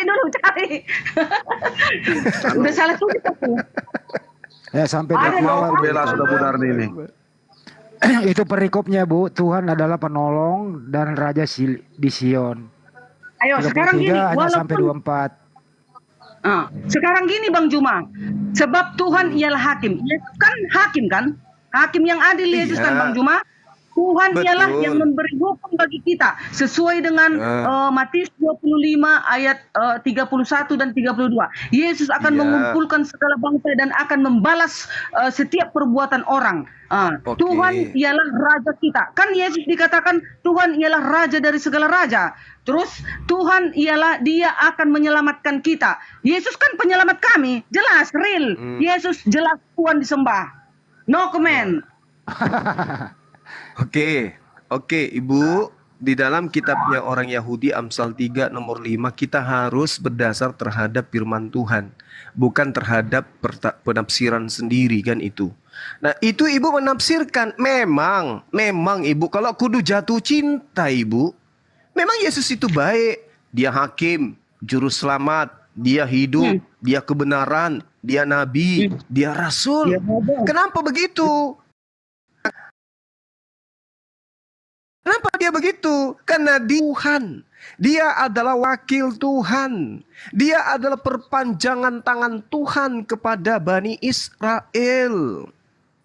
Makanya kami di Islam menjunjung tinggi beliau sebagai rasul yang suci. Manusia yang dimuliakan. Manusia yang didekatkan kepada pencipta langit dan bumi. Bukan manusia biasa dia itu. Subhanallah. Yesus yang adalah Nabi Isa di kami, itu adalah manusia paripurna. Dilengkapi Roh Kudus, diberikan mujizat, diberikan kekuatan-kekuatan. Bahkan orang Romawi, imam-imam Yahudi kemudian secara mahkamah mereka gemetaran ketika melihat Yesus. Takut sama Yesus itu. Orang luar biasa. Yang menjadi masalah sekarang ini adalah kita yang salah menerima pengajaran dari orang Farisi yang justru mendudukkan dia sebagai Tuhan itu sendiri. Kenapa ia datang untuk kedua kalinya? Bukan mengajarkan Injil, bukan mengajarkan yang lain. Dia datang untuk membuktikan di hadapan Tuhan bahwa saya tidak pernah mengajarkan orang-orang ini mempertuhankan saya di hadapanmu ya Tuhanku. Aku mengajarkan mereka ini untuk melakukan kehendak-Mu. Apa kehendak Bapakku? Imani Bapakku satu-satunya Tuhan yang benar, dan imani aku bukan sebagai anak setan, sebagai anak zina, tapi imani aku sebagai utusan Tuhannya Abraham, Ishak dan Yakub. Baru bisa selamat. Jadi kalau misalnya ibu mengatakan raja di atas raja, ibu di dalam kitab Esra nomor 7:12, di situ ada oknum juga yang disebut sebagai raja di atas raja. Yehezkiel 26 nomor 7, di situ juga ada orang yang disebut raja di atas raja. Dan itu bukan Yesus. Daniel 2:37, di situ juga ada disebut raja di atas raja. Tapi bukan Yesus. Oknum manusia, raja Yehuda yang datang kepada mereka disebut juga raja di atas raja. Apakah mereka juga adalah Tuhan? Kenapa nabi-nabi yang lain tidak datang untuk kedua kalinya? Kenapa harus Yesus? Karena nabi yang lain umatnya tidak ada satupun yang mempertuhankan mereka. Semua utusan Tuhan minimal ditolak tapi tidak dituhankan. Tapi giliran Yesus, ya Allah, dia dituhankan. Kenapa? Karena pada saat dia datang, masa bangsa di mana dia diutus, masa di mana bangsa itu sedang dikuasai oleh Romawi, di mana Romawi mempertuhankan dewa-dewa mereka nuzul menjadi manusia, mati untuk menebus dosa manusia. Makanya kalau kita selidiki, dari mana konsep manusia mati nebus dosa? Dari Romawi Yunani, bukan dari Yahudi. Inilah yang kemudian dijajakan ke Ibu Darni, Ibu imani. Cobalah direnungkan pertanyaan saya tadi. Ya Tuhan, ya Yesus, tolong tunjukkan kepada saya tunduk sujud bertahun-tahun sampai aku menggadis 17 tahun demi kamu ini. Aku menyembah Bapa, menyembah kamu itu atas kehendak siapa? Berikan petunjuk. Kepada siapa kita harus menyembah menurut Yesus? Kepada dirinya atau kepada yang mengutusnya? Kan itu Ibu. Sini, kusisirin rambutnya lagi. Nah, balik belakang. Bang Juma, Filipi 2 ayat 5 dan 10 dan 11. Supaya dalam nama Yesus bertekuk lutut segala yang ada di langit dan yang ada di atas bumi dan yang ada di bawah bumi. 11. Dan segala lidah mengaku Yesus Kristus adalah Tuhan bagi kemuliaan Allah Bapa. Itu coba. Bertekuk lutut loh. Bertekuk lutut segala yang ada di langit dan yang ada di atas bumi dan yang ada di bawah bumi. Mana ada para nabi digitukan? Bertekuk lutut manusia segala bangsa. Kata siapa? Kata siapa Ibu? Filipi 2 ayat 5. Ibu Darni. Ya itu kata siapa? Coba Bang Zuma izin Bang Zuma. Bang Zuma izin. Silakan. Bu Darni, coba kau buka ayat itu dalam versi paralelnya. Terjemahan baru versi paralelnya. Dan kau akan dapati kebenaran di situ. Jadi maksud abang ini Alkitab ini nggak benar gitu, yang translate bahasa Indonesia ini nggak benar. Bu Darni, sekarang saya jelasin secara lebih detail lagi ya. LAI sudah mengakui ada beberapa terjemahan untuk TB1 itu yang salah. Ya, ada 400 atau sekian ratus itu terjemahan yang salah. Dan akhirnya keluar lagi TB2 setelah ada protes ke LAI. Ya. Makanya jangan cuma iman dipakai, Bu. Akal pikiran juga dipakai. Baca, nonton berita biar tahu. Sekarang sudah terjemahan baru yang versi 2, Bu. Makanya kenapa saya suruh Ibu baca versi paralelnya biar Ibu lihat teks original teksnya di situ ada. Penulisan Tuhan itu theos atau theos atau bukan. Kalau dia bicara theos berarti dia bicara Tuhan. Tapi kalau selain dari theos berarti dia bicara itu nabi, guru atau junjungan atau rabi. Seperti itu. Oke, kita bicara Yesus itu Tuhan. Kita akui Yesus itu Tuhan. Tuhan dalam konteks apa? Junjungan atau Tuhan pencipta alam semesta? Itu aja. Yang lihat begini, secara realnya. Bang. Bang, aku nggak habis pikirnya loh di dalam Matius 1 dan 32 ini. Masa seorang nabi, seorang utusan, seorang manusia, dia bersama para malaikatnya akan datang di awan-awan dan semua bangsa akan dikumpulkan di hadapannya dan dia akan membalas setiap perbuatan orang. Kenapa nggak Allah itu aja yang datang bersama para malaikat? Mengapa lagi mesti Yesus juga? Kemana Musa, kemana Abraham, kemana Muhammad, kemana Yesaya, kemana dan lagi nabi-nabi sekalian semuanya? Kok Tuhanku Yesus itu yang mengumpulkan segala bangsa? Itu yang aku stres. Sekarang saya begini. Aku jawab boleh? Enggak, sebentar Bang Slamet. Ini go with me dulu. Orangnya. Sekarang begini, kita bicara, oke, itu konteks udah terlalu tinggi lah, kita bicara masalah Yesus dengan Allah. Kita bicara yang kehidupan kita sehari-hari antara presiden dengan bawahannya. Presiden itu mau lakukan kunjungan ke Medan, tapi dia ada jadwal juga ke Sumatera. Nah, otomatis diutuslah salah satu menteri ke Medan. Tapi ketika dia utus, dia akan bilang, kamu ke sana, seluruh masyarakat Medan dan seluruh pemerintahan Medan akan tunduk sujud kepadamu. Paham maksud saya? Jadi tidak harus Allah itu yang datang.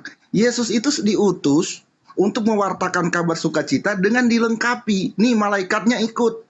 Dan seluruh yang ada di situ, seluruh dunia yang akan kamu injaki kakimu itu akan tunduk sujud kepadamu. Seperti itu Bu, penjelasan konkretnya. Ya. Udah. Aku lagi. Begini. Kan ini udah hari akhir ini. Kita sudah capek-capek, umurku nanti umur 60 tahun. Sudah selalu setiap saat aku menyembah Tuhanku itu. Aku hanya mengharapkan agar kelak jika aku nanti diangkatnya akan melihat dia. Jadi kapan kita melihat Tuhan itu? Kapan kita menyaksikan sesungguhnya Allah kita itu? Hanya cuman dongeng-dongeng doang aja dibilang Allah. Tapi kita tidak pernah melihat dia. Nah, inilah salah satu kesalahan dari ibu. Ibu mempercayai itu Tuhan, tapi ibu tidak mengerti apa itu Allah. Karena seperti Yesus sudah katakan, barang siapa percaya, akulah jalan kebenaran dan hidup. Barang siapa percaya kepadaku, dia akan hidup. Kenapa dia bicara akulah jalan kebenaran dan hidup? Dialah jalan untuk kita sampai kepada Allah Bapa di surga. Seperti itu. Dia jalan, Bu. Jalan kepada orang-orang yang percaya. Kalau tidak melalui dari dia, kita tidak akan sampai ke Allah Bapa. Seperti itu, Bu. Ya, semoga demikian. Salam damai sukacita beserta Anda. Jadi masuk Bapak setelah nanti ke surga, Bapak enggak lagi melihat Yesus itu, gitu. Mana dia? Satu pernyataan yang salah lagi. Akulah jalan kebenaran. Istilahnya begini, Bu. Ibu melakukan transaksi, ya. Misalnya melakukan transaksi dengan saya. Bang Handi sebagai perantara.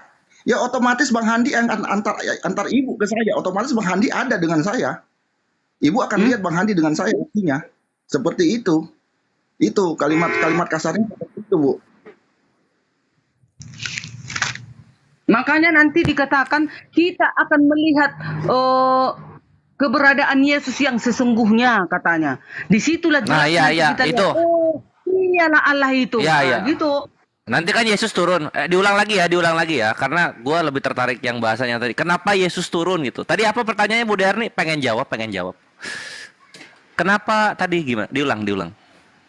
Yang terakhir ini ya, kan kelak nanti kita mau melihat bagaimana wajah Tuhan kita itu sesungguhnya. Kalau kami umat Kristen melihat wajah kami Allah itu sesungguhnya, itulah berada di dalam Yesus. Makanya dikatakan di dalam Ibrani 1 bukan yang itu. Kan nanti kenapa kok Yesus yang turun lagi? Kenapa bukan siapa? Nah, itu coba diulang. Oh, kenapa hanya Yesus yang turun ke bumi untuk membalas setiap perbuatan orang?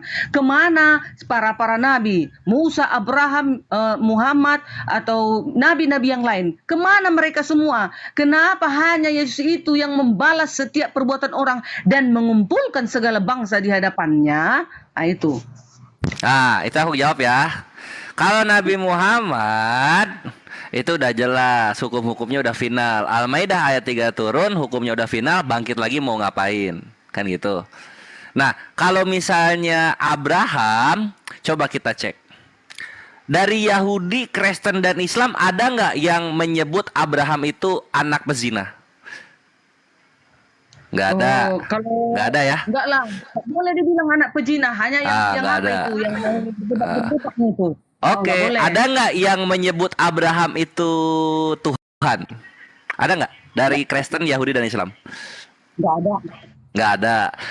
Tapi apakah Kristen, Yahudi, dan Islam sepakat Abraham itu adalah bapak dari bangsa-bangsa?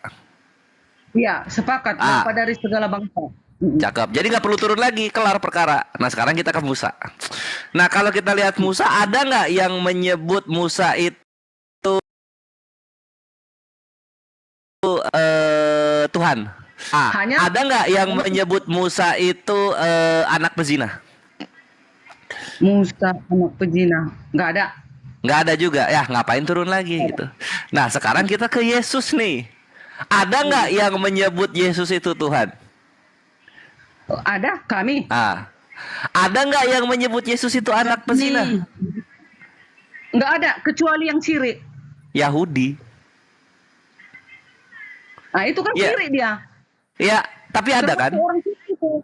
Termasuk syirik itu jangan. Ya itu ada nggak yang menyebut Yesus itu hanya utusan bukan Tuhan? Kalian lah. Itu dia. Makanya Yesus perlu turun untuk mengadili setiap perbuatan kepada orang-orang gitu. Karena kalau yang lain udah kelar perkaranya satu persepsi, tapi kalau untuk Yesus ini harus dia klarifikasi dia ini siapa gitu loh. Bang Kores, selamat datang di kebenaran. Nggak ada lagi. Oh begini ya, Diarni Simatupang. Oh begini ya. Tidak. Kelak tinggal mengeksekusi, nggak ada lagi seperti mengatakan. Jangan dibolak-balik dong. Mengeksekusinya berdasarkan perbuatan nggak? Bang Kores, nggak ada. Iya. Makanya katakan kasih sudah tertutup nanti kasih setelah. Iya. Mengadili berdasarkan perbuatan masing-masing nggak? Perbuatan masing-masing itu sekarang udah tercatat semua kita ini. Iya. Sudah mempunyai catatan kehidupan. Jadi nanti di sana pemeriksaan, sekarang lagi pemeriksaan ini di sana di Bait Suci. Iya. Nanti kata Bu Dari turun ke dunia ngapain? Yesusnya ngapain? Mengadili berdasarkan apa? Kata Bu Dari tadi. Nah, kalau menurut pelajaran Kristen, kedatangan Yesus yang kedua, dia akan membawa umat-umatnya yang percaya kepadanya dan yang setia. Lo tadi ada kata mengadili tadi. Iya, Cuma nggak apa-apa. Yang membawa deh nggak apa-apa. Membawa orang-orang yang percaya kepadanya kan gitu ya? Iya. Yang menuruti hukumnya tadi. Nah, ini antara Yesus membawa orang-orang yang percaya dirinya anak pezina, ada yang membawa Yesus yang percaya bahwa dirinya adalah utusan yang mulia, ada yang membawa orang-orang yang percaya Yesus adalah Tuhan. Kan nanti diklarifikasi itu. Makanya Yesus yang turun lagi itu Yesus. Karena cuma Yesus yang statusnya itu diperdebatkan oleh 3 agama. Karena gini, Bang Handi, kalau di pelajaran kami, Bang Handi Sumenep, yang ngomong Sumenep. Bang Handi, Bang apa nih, Bang Kores, nanti kalau di pelajaran kami ya, kalau di pelajaran kami kedatangan Yesus, nggak ada nanti lagi kayak gini. Oh, aku bukan Tuhan aku. Jangan, kenapa kalian bikin ini? Kenapa kalian bikin? Nggak lagi. Tinggal. Ya itu kan kata Kristen, bukan kata Yahudi sama Islam, Bu Darni. Tunggu pelajaran kami dulu, pelajaran kami kedatangannya yang kedua. Nah, semua nanti orang yang mati di dalam kubur bangkit yang percaya kepadanya, yang menuruti. Banyaknya orang Kristen yang enggak. Nah, ini juga Bu Darni juga salah. Bu Darni nanti kan terangkat ke rumah Bapa di sorga. Yesus penghakiman, Bu Darni turun lagi, udah turun naik lagi. Gitu. Iya kan? Iya, masuk ke pelajaran kami. Ya udahlah Bu Darni, itu jawabannya, itu jawabannya. Ya.